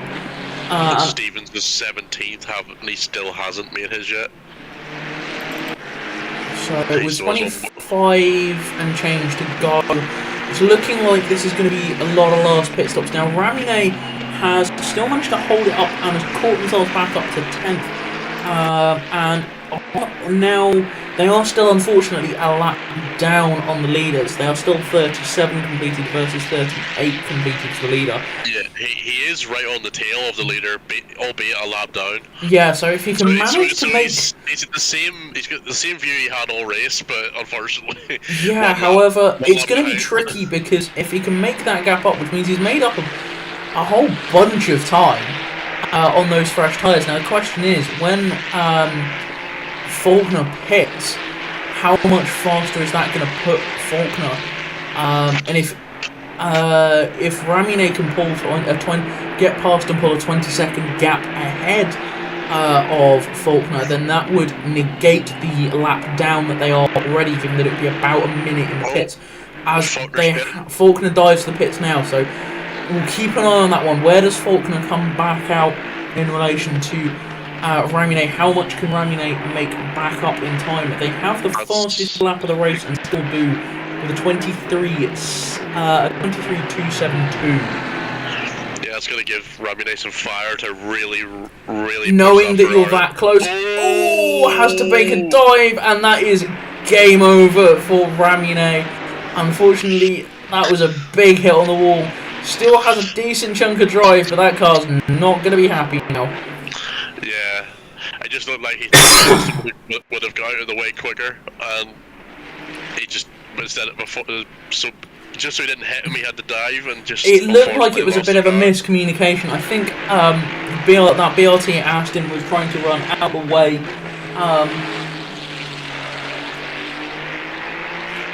51 has just retired. Thank you, Charlie. Ollie, why does 51. Why does the Porsche livery look like that? I don't know why the Porsche livery looks like that. I don't know what is wrong with. It's obviously whatever the. I'm assuming that's the BRT one. That's how I've been looking at. YouTube, mostly because there's more going on there. Hello, Christian Livingston, Wallace, Carl 32, broke my car and my race. Oh, oops. Christian, it doesn't sound like your race has gone entirely well there. Hopefully we'll see you back for the next round and we can go from there. Ramune is back out of pit. Oh yeah, sorry, I'm just catching myself back up, and my brain is apparently about 3 minutes behind. Yeah, Faulkner's out of the pits in P5 now. Willamot and Jones have just pitted now, so he's going to be back up in P3. Ramune is 3 positions behind him currently. They are both now. They are both on the same lap. There's about a 30-second difference between them now. Hang on, no, sorry. Faulkner is still a lap ahead, having made their pit stop. So Faulkner is still a lap ahead from Ramune. So they haven't managed to overhaul that deficit as of yet. Sorry, just going back. I'm just catching my brain is catching up with what was going on, and not a small amount happening. So it looked like it was a bit of miscommunication between the BRT Aston and Ramune there. Ramune was looking to go up the inside, whereas the Aston was wanting to go around the outside, and then didn't realise until it was too late and had to dive out the way before making contact. So as Gamble and Wills and Jones. Jones looking like they've got past Gamble there in the with the Bentley on Ferrari battle there. I will also say that Ramune they have closed the lap back. They just hadn't finished the lap they were on. They are both all on the same lap now. So that gap is 33 seconds approximately is the gap now. What's the gap? From what I can tell. There's a way of telling the gap to a leader. I can't remember how to do it. It's I think I've seen it as one of these. It's 35 seconds the gap to Faulkner. Ramune has. I don't think there's enough time to pull that back. Probably not without a major incident from. Could be proved wrong, but the current speed, Faulkner and Ramune were constantly driving around the same pace, so... Yeah, I don't think... Short of major incident for Faulkner, which would give that back to Willamot, or Jones. The 2 Bentleys up there in second and third. The Bentleys have really showed up today. They have indeed. Some serious pace in them cars. It's nice to see people out in a big old Bentley there. The big old boatley, as they call it. Indeed. As we see Anderson in the pits, as we see Ritz go past. So the pit stop update. Everyone has done all their pit stops except Decor in P14. He still has only made 1 pit stop. But everybody else is pitted or is currently pitting. So yes. Decour looking like they are possibly trying to make up some time there on the cars around them. They've got 5-second penalty. Whether they have any damage to make up as well will be the question.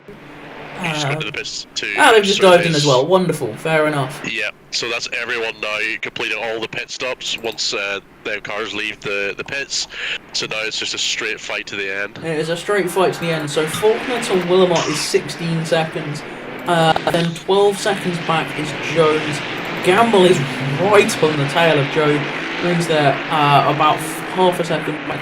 Ramune is another 6 seconds back. So what's that? 15, 27, yeah, they're about 30 seconds back, so yeah, short of a bit of a major one for those in front. There's a chance that if Gamble and Jones battle too much, that 6 seconds can disappear quite easily. So if this battle that we're watching here with Jones and Gamble goes on too long, that could bring Ramune into it, particularly if they get held up battling through back markers and traffic. That gap can very quickly disappear. So third isn't out of the question, but it's a tall order. Yeah, I will say that that delta for Ramune is constantly fluctuating for about in between half a second. Yeah, So, which is about, with where they are on track, that would be about right for one of them accelerating and the other one braking at the same time. Yeah, so it's whether he can keep that Ferrari switched on enough to catch these two, and as you say, if they keep fighting, that's just gonna open the door a little bit for him. Yeah, so it's not over, but it sort of is. It depends on how much those in front get held up. That 14 seconds that it is now, almost 15 seconds for Faulkner, that again in traffic can just disappear. You get caught out, wrong place, wrong time. As we saw with Ramune, just a miscommunication between where each other wants to be on track, and all that time disappears very, very quickly. Yeah, absolutely. It's really Ramune's now praying that Jones and Gamble fight it out to the end. So that to the end. Well, the thing is, it's one thing to catch, and especially with a track like this, as Gamble just runs wide there. It's one thing to catch. With a track this narrow, it's another thing to pass. As we're seeing, as these battles go on for lap after lap after lap, as people struggle to find ways past, or they do get close enough, they go for a bit of a move, but it's just a little bit too... It's not quite on enough of a move for it to actually stick properly. Yeah, I find a lot of the overtakes on Brands Hatch especially you have to be side by side at the minimum. If you're slightly back, it's going to be very unlikely you get the... It's going to be contact at the very least. You might get away with it, but quite possibly contact. There we go, as that I believe is Pateron that they're coming up behind in that BMW. BMW runs very wide on the exit there, just gets out of the way, but that stores up Jones well and truly through the next corner, opening that gap back out to Jones. As you can see, the battle with Conway, and this is the battle that they're going through. So this is Conway. So the errors for Pateron has brought them into half a second between each other. Into range of Conway, who's the Ferrari behind. We've just seen Jones and Willamot, going through. So that running wide moment for Pateron has caused not the best situation. They are now around half a second back. So we shall... It's not impossible, but it might not be great. As I skim that down through, O'Reilly and Starkey are definitely trying to... Starkey's definitely trying to catch up and stay on the tail of O'Reilly there in that McLaren. Yeah, if we look further back, Stevens and Hayden Sweet are really getting into it. Hayden... Oh, they are trying to occupy the same piece of track. Sweet trying to look for a way past Stevens there. Neither of these people are entirely comfortable with their respective cars, so this is an interesting one for both of them to be having a go with. But they're both seeming to be doing alright with their respective chassis. Yeah, as Hayden's really sticking to the back of that. Everybody gets a bit of a toe down there and think, oh, I can just edge a note. No. That's possibly the worst corner in the game to go for an overtake. Yeah, I mean, to some degree, I can understand coming out a little bit just to get some fresh air over the front of the car to help it stick, just so you can get it turned in there. But yeah, going for a full-on move is dicey at best. As we see the two Toga Motorsport cars running here. Yeah, loving all the green liveries out here. Indeed, Ollie has done a lovely job on all of these, so thank you very much, Ollie. As Sweet has got a run on the outside, Stevens goes defensive drives. That was, I'm not quite sure what happened. I think there's some lag on my end more than. And we're back, and it looks like they're going side by side. Side by side, it was. It looked like they got a little bit checked up on the exit, which gave Sweet the run, and then Porsche's brakes versus the Aston just up the inside and managed to make that one stick. And the acceleration out of that corner with the Porsche significantly better, and is able just to drive away there. As I do apologise, I'm going to have a serious look at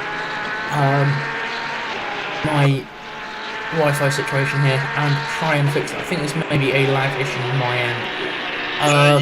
Stevens has just disappeared. Stevens has just disappeared. He's still on your... Oh, no, he's completely disappeared now. No, that looks like Stevens has completely disconnected. Oh dear. That's unfortunate. That was a really, really good battle as well. That was a really good battle. That was going very well, and I was actually getting quite excited about it. That's a shame. Needless to say, there's another Porsche to have a look at. Starkey is still staying on terms with O'Reilly. I'm just having a skim through. That is about it for battles now. We're kind of into just lift music. Insert lift music and waffling. At this point, as everybody's kind of spaced out a little bit, we've got Starkey there trying to make a bit of a move on O'Reilly. I do like the livery on that guy. It is absolutely fantastic. The Golf McLaren. The Golf McLaren, and to be fair, the Porsche in that just day-glow yellow. Yeah, that acid ink livery is really cool. It's a very Porsche Grello livery. Yeah. If you know what we're talking about there, well done. You are also a nerd. Yeah, no, I don't know if you can tell my favourite colour is green, just by the fact that I've been talking about green liveries all night. Yeah, this is true. This is very true. But no, it does look very cool. It's always fun to see some lively liveries. That's also a huge amount of work to make that all line up and work. So, yeah, I will say, Ramune is up in 4th. Gamble must have had a moment, because he is now down in 6th. Oh!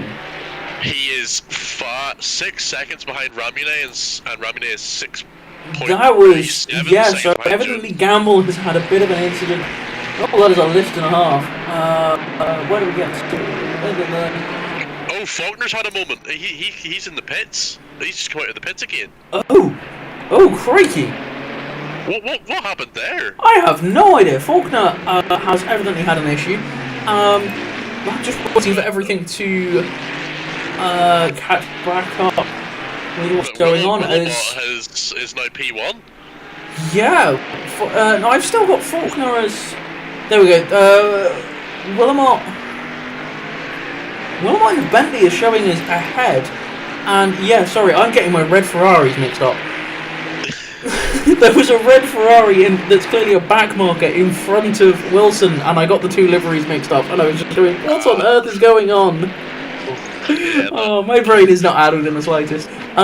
It will make sense as to why my brain is addled. We've been doing some video recording for some somewhat technical discussions that are yet to go, that will be released at some point.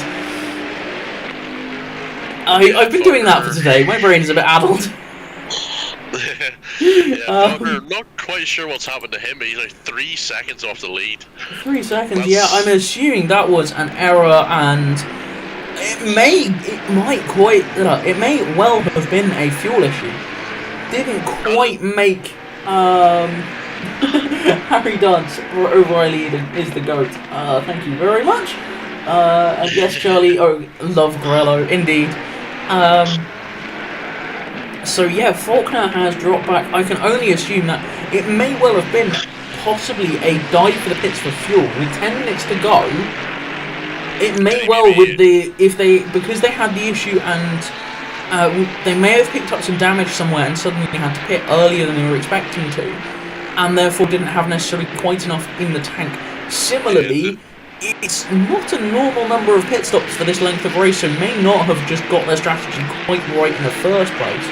Yeah, potentially during their second pit stop, maybe maybe did not adjust the fuel input. Yeah, didn't quite give enough fuel input for the amount of time that had left in the race, and as a result, have now got this problem and had to dive for the pits. So that now puts it is a Bentley sandwich for Faulkner now in second. So Willamette and Jones in first and third respectively with those two Bentleys. So very well done to see those cars up there. They are absolutely flying. I mean, to be fair, they're a nice big stable car that doesn't mind smashing over curbs. Oh, there's now a fight for P5. Ramune and Cubizol are currently fighting for P5. Indeed, and that puts Gamble is 10 seconds back. So I think you might be right about there being some contact somewhere that we missed. Yeah, I can't see any visible damage on the Ferrari, but I'm assuming that there may be a contact that he may have spun the car. Yeah, because it was maybe not hit the wall.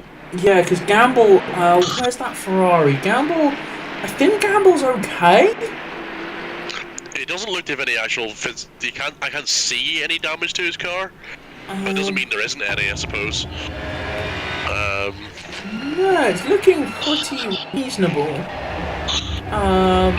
So just skim through some. Apologies for the noise in the background. It is the joys of 923 steering wheel. It makes a horrible amount of noise. It's not bad steering wheel. As Cubizol and Ramune are. You know what?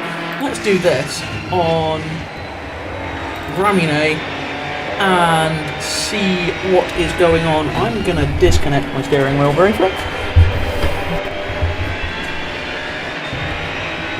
I can get the cable that it's attached to.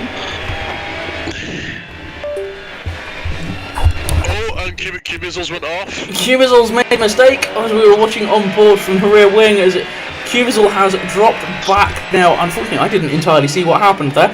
I just caught it there. Yeah, he just caught a win in the grass, by the looks of it, and just speared straight on. Oh, that's a shame. That was hotting up to be a fantastic battle. Yeah, unfortunately, thankfully, he came out of the wall. He's just lost it. Just locks a rear brake and manages to hang on to it with that BMW and ends up just off track.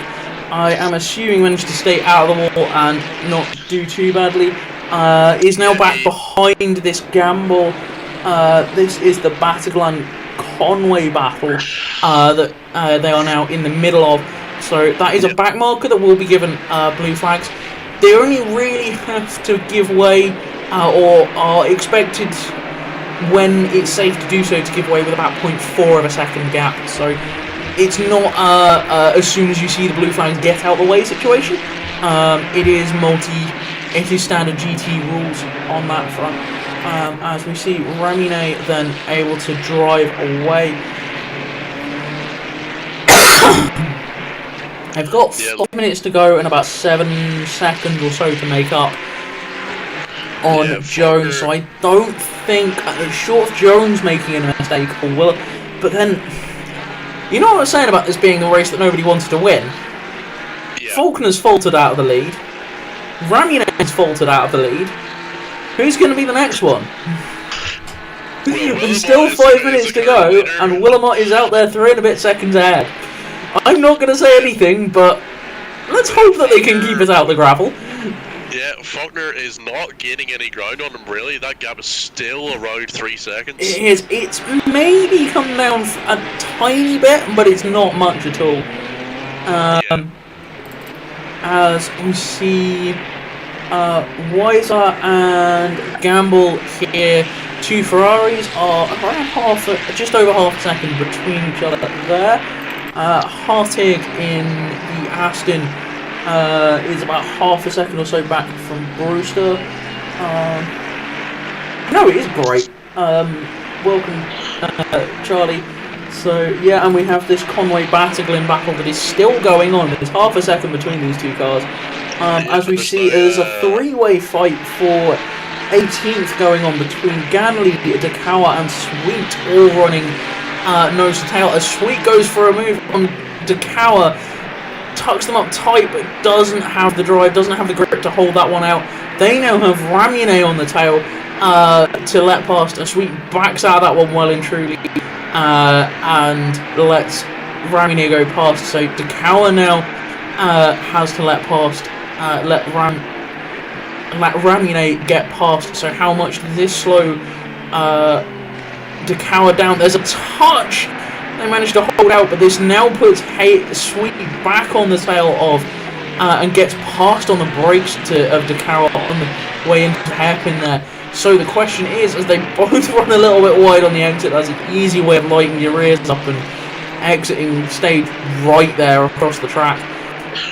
So the question is now, with Sweet ahead of Dekawa, how much does Ramine slow down Ganley, and how much can Hayden pick this? A bit of a wiggle on the way out of the way up to up the back of the circuit here now.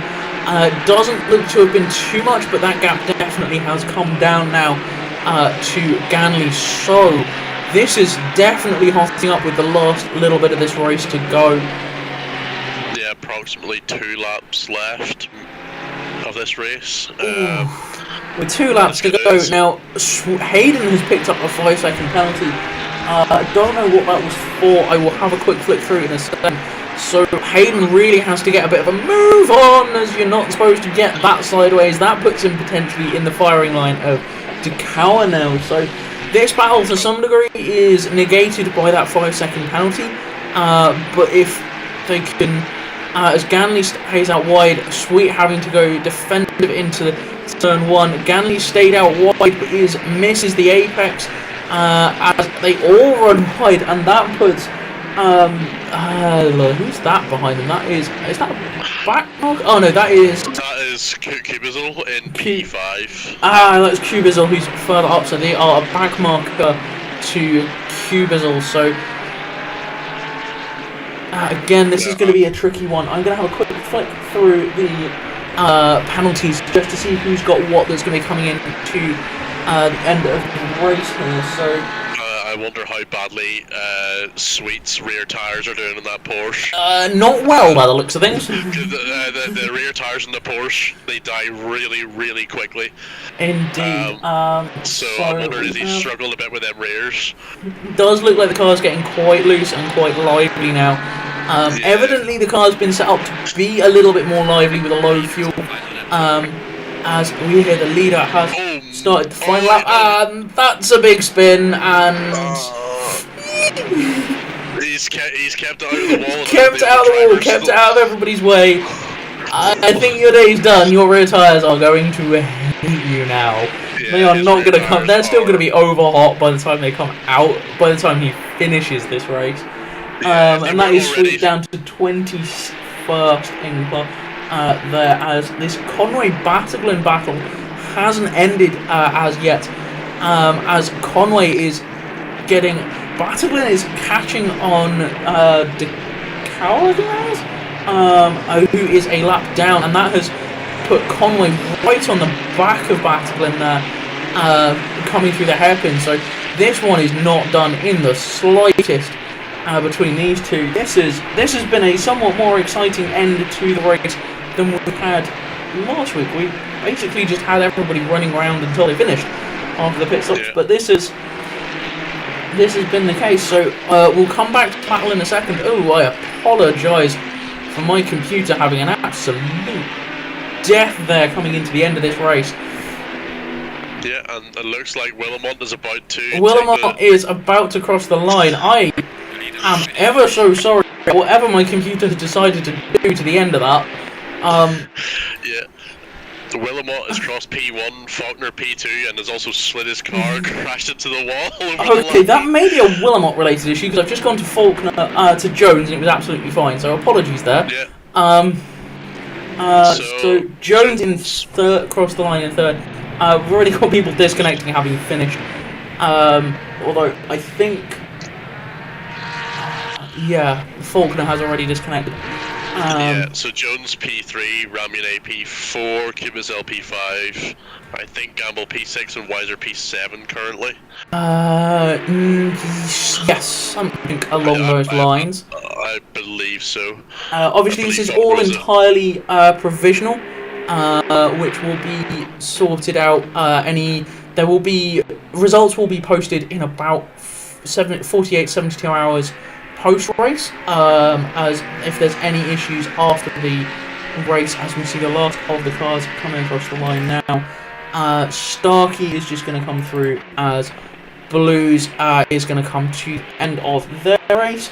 I'm glad my computer decided to do this now and not at halfway through, as that is Blues as Liz comes across, and that is everybody finished. So very well done to everybody there. As we see a number of cars there who have.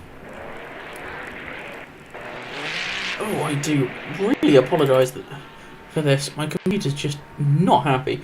It was having an absolute death there on frame rate.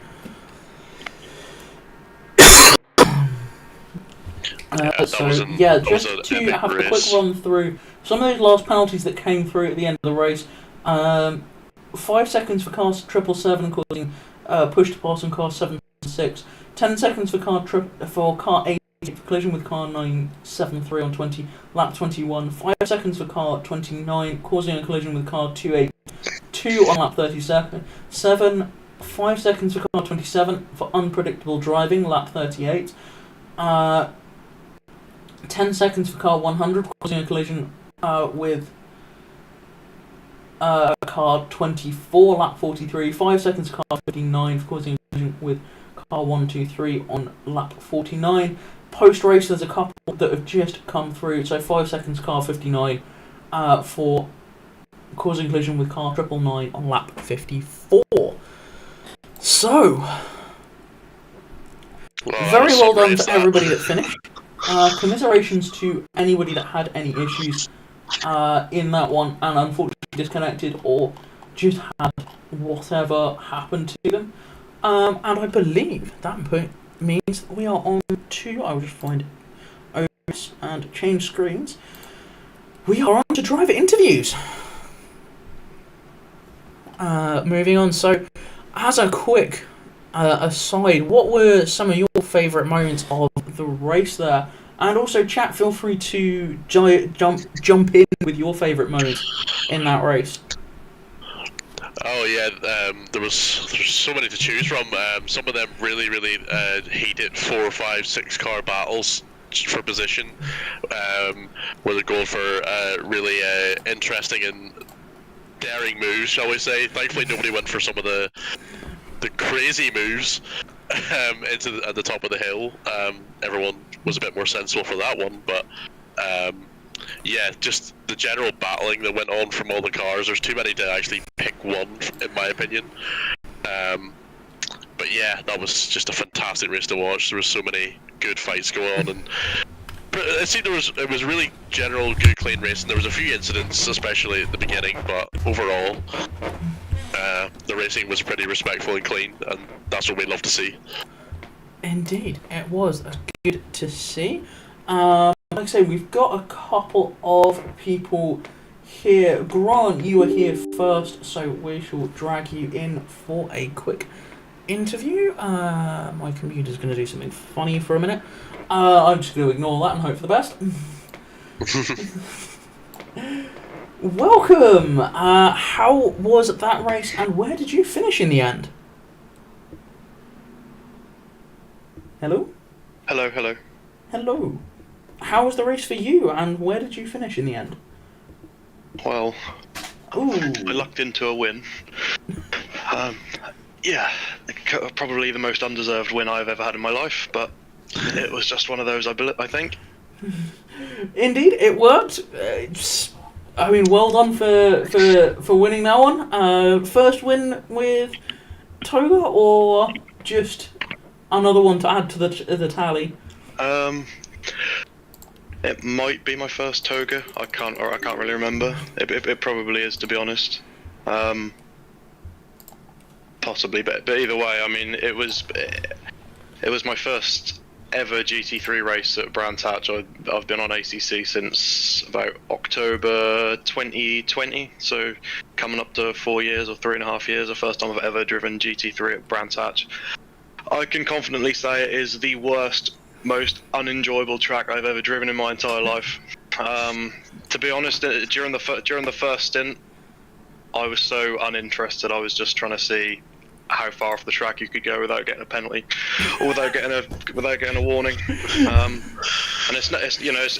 I'm not like, it's nothing to do with Toga. Like, I like racing here, but the track, it is so.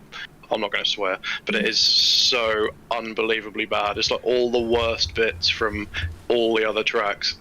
And I will never, ever, ever, ever, ever race there again. Fair enough. Well, it's been 3.5, almost 4 years, and well, it has evidently left a mark. Yep, I'll retire from Brands Hatch with a 100% win record. I mean, I don't think there's many people that can do that, so well done. Yeah, let's say I was the first stint was so bad, and then to be honest, about halfway through the race, I kind of started to enjoy it a little bit more. Once I think P2 made a mistake, and then I saw that the leader had a drive-through, and I saw he was about 16, 17 seconds ahead. I thought, it's probably not even that much of a drive-through here, so I just made sure I could get in front. So I sort of got my head down for a few laps, and just made sure I was ahead. The Bentley is really, really difficult to overtake because it has, on most tracks, as minus a ridiculous amount of kg, and I think it was 33 here. It accelerates really well and has a massive top speed, so I knew as long as I was ahead it was going to be difficult for anyone to pass, but luckily I was sort of 2.5, 3 seconds ahead anyway, so it didn't matter. Indeed, very well done then. Congratulations on winning, and congratulations on your first win, and what sounds like quite possibly your only win at Brands Hatch. Yep. And I mean, well done for doing it with the Bentley. That thing is, it's not the easiest of cars to drive, but it's reasonably stable. So, very well done there. Yep. Thank you. Congrats. Thank you very much. I'll see you next week. Indeed, see you next week. Let's go. I'm looking forward to Paul Ricard. Proper racetrack. None of this nonsense ever again. Fair enough. We'll see you next week. Enjoy. Right. Thank you. See ya. What? Right. Callum, I guess, would be the next one. Hello, Callum. Hello. You were the other Bentley. Yes, indeed. Indeed. Well done.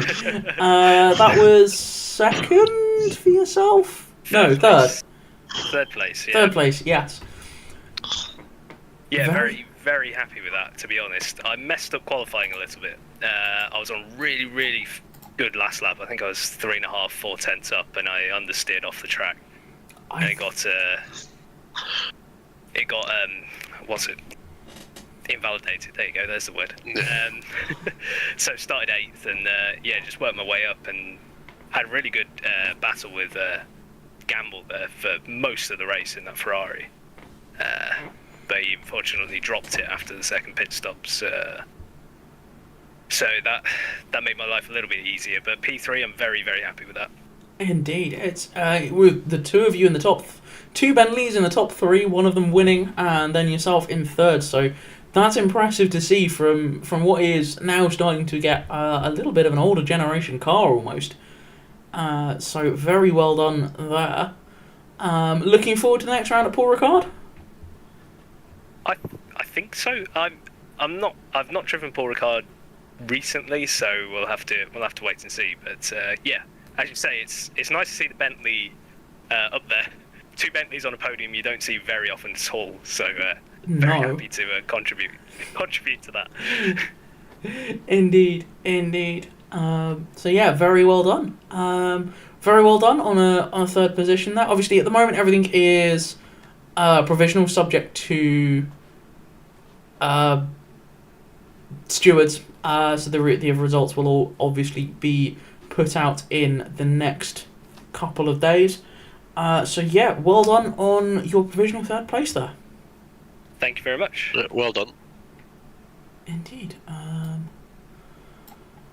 Right. Well, we have one Apologies there, I moved the wrong person. I just went, hang on a minute, I'm in the wrong group. I went to grab hold of Callum and move Callum back out, and then grabbed you instead. Apologies for that one. That's all good. Right, apart from my inability to use technology tonight or make a sentence work, we have one driver left, and that is Mr. Hayden Sweet, who is the owner of this channel, who was going to be doing comms tonight and decided, I want to go racing, so it's ended up as us two. Hello, Mr. Sweet. Hello, everyone. How was that from your point of view? Well, a mixed bag, I'm not going to lie. Literally, you cooked your tires at the end. Well, yes, yeah, annoyingly. Well, I had to stop on track because I thought someone was blocking the pit lane, and then obviously I lost a load of time, and then obviously in the first, on the third corner, whether it was not Graham Hill Bend, but one of the corners, got wiped out by Ari, and that was a bit of annoyance. So I went long on my stint.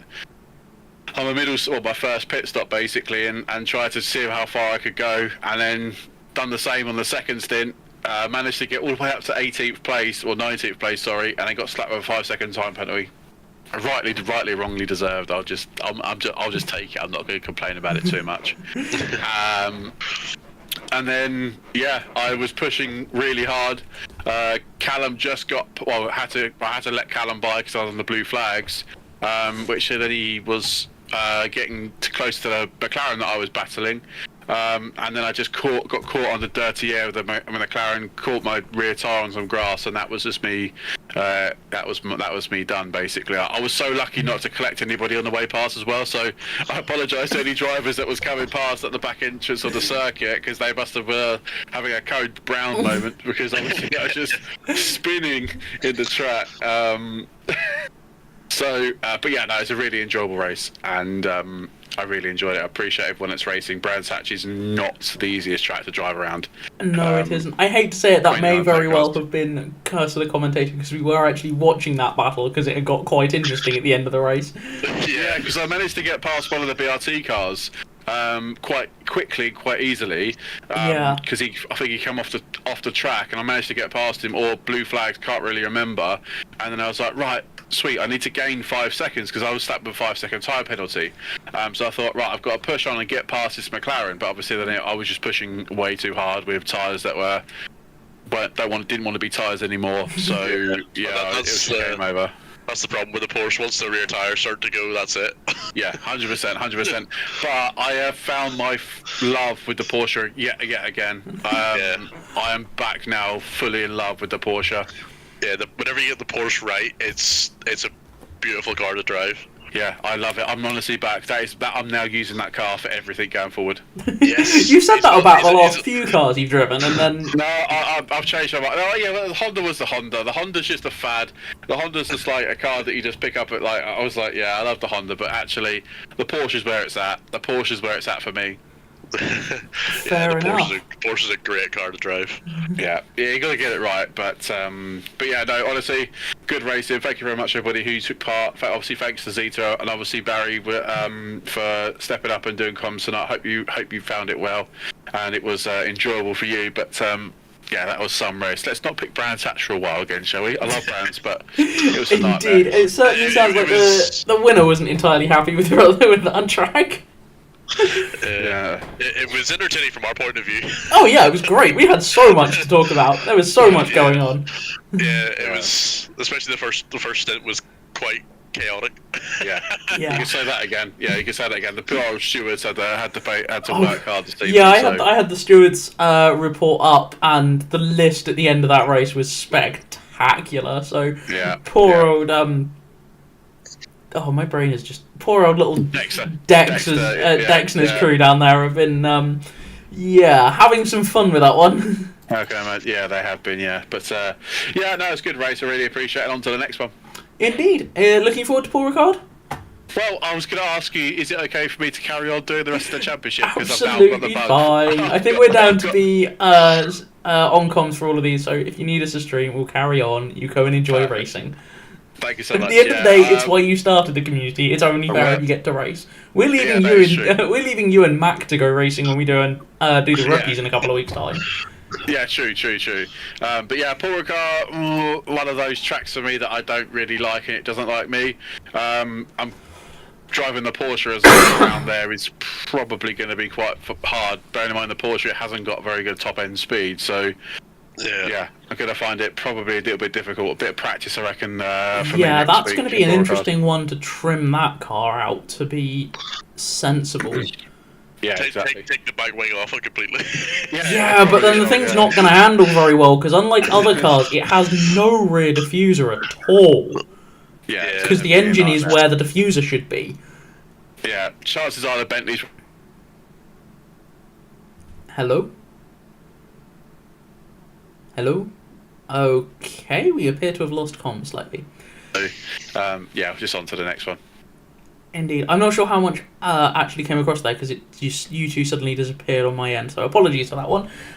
Discord doing Discordy things as it does. As it has done tonight already. At least they held up for the race. They've held up pretty well. I think there's been a couple of little glitches in it, but considering there was none about 5 minutes before the race started, before qualifying started, it's done all right. Yeah, awesome. Right, we're on to North Schleifer on Sunday. But yeah, thanks very much, guys. I really do appreciate it. I'll catch you in a bit. Indeed. Catch you soon. See you later. Bye. Bye. Well, That was quite the race. that was quite the race. How did you enjoy your first commentary stint here at Toga? It's really fun. I love watching racing. Like I obviously I'm a massive Formula One nerd. That's how I got into racing in general, and then obviously just watching everything I can now, and especially streaming the sim racing is really fun to do. So, because I think I said to Hayden whenever I was chatting to him before I joined, I like sort of commentate on my own racing. On my own to no one but myself, so I look insane. So I was like, I mean, may as well do some good and help other people out as well when I'm at it. Yeah, that's fair. That's fair. As long as I didn't waffle too much, that's the main thing. Nah, I don't think. I mean, you sat here with us. You're not gonna. I don't think you can out waffle us. I'll take that as a personal challenge. Oh no! What are people out got themselves in for? No, it's all good. Yeah, as long as I didn't waffle too much, I didn't think we didn't do too bad. Nah, honestly, I think with the amount that was going on, I don't think there was much of an opportunity to go waffling too much. Yeah, I was just trying to keep up with what was going on.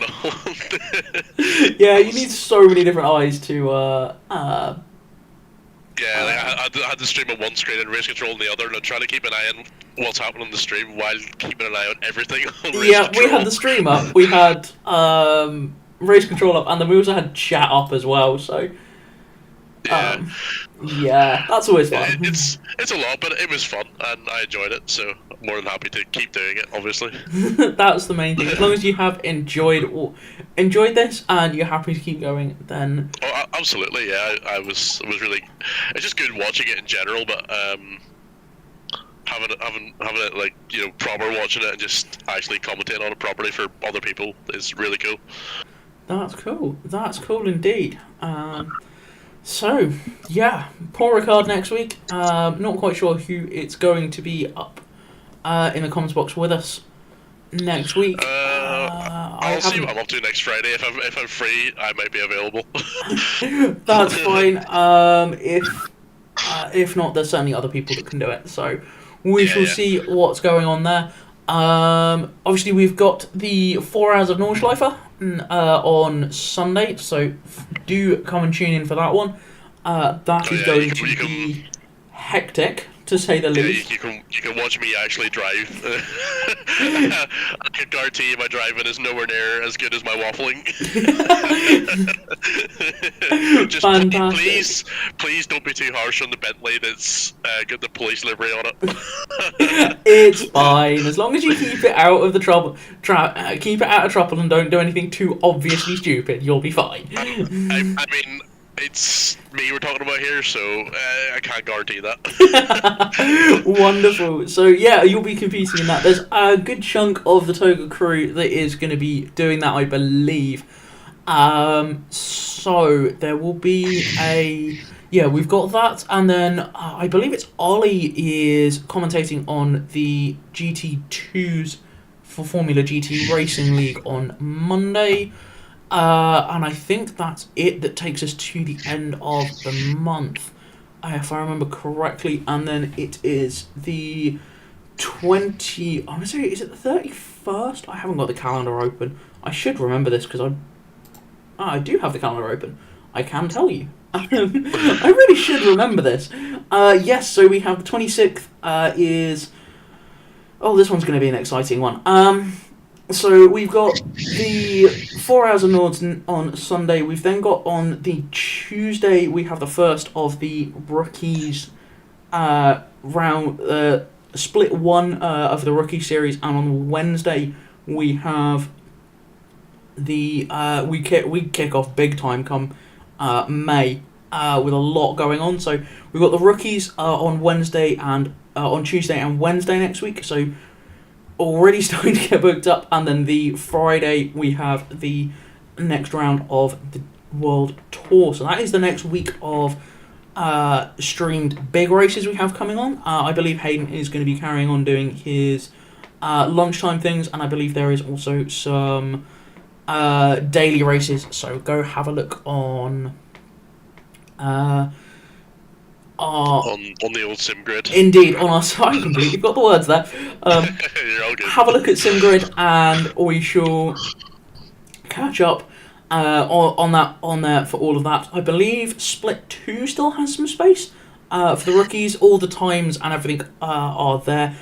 Basically, it's 104% of based off of an average of the top 7 drivers in LFM at the moment. So it is very much a rookie series. So if you are faster than that, then there are other series going on. We have a sprint series starting on the 18th of May, which has a whole pile of classes in that one. And obviously we also have, starting in May, we have on the 12th, we have another one that we are doing, that we are streaming for Formula GT Racing League on our channel, which will be their GT3 World Challenge of their own. So lots of racing going on. I think we've got about half the month days this next month coming up. We are streaming. So Yeah, it is going to be busy for us, and keep your eyes open for what's going on there. Yeah, sorry, just looking at the May block there, it's big. It's big. It's really big. So there will be lots from us. There'll be lots from the whole crew here. Both myself. I think we're probably going to hear a bit more of Barry, and we'll also hear from Mac. And I believe Hayden is down to stream some of the World Tour of the rookies as well. So, from me, it's thank you very much for watching, and from Barry.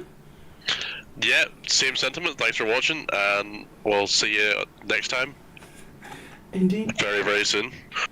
Thank you very much, and good night. Goodbye.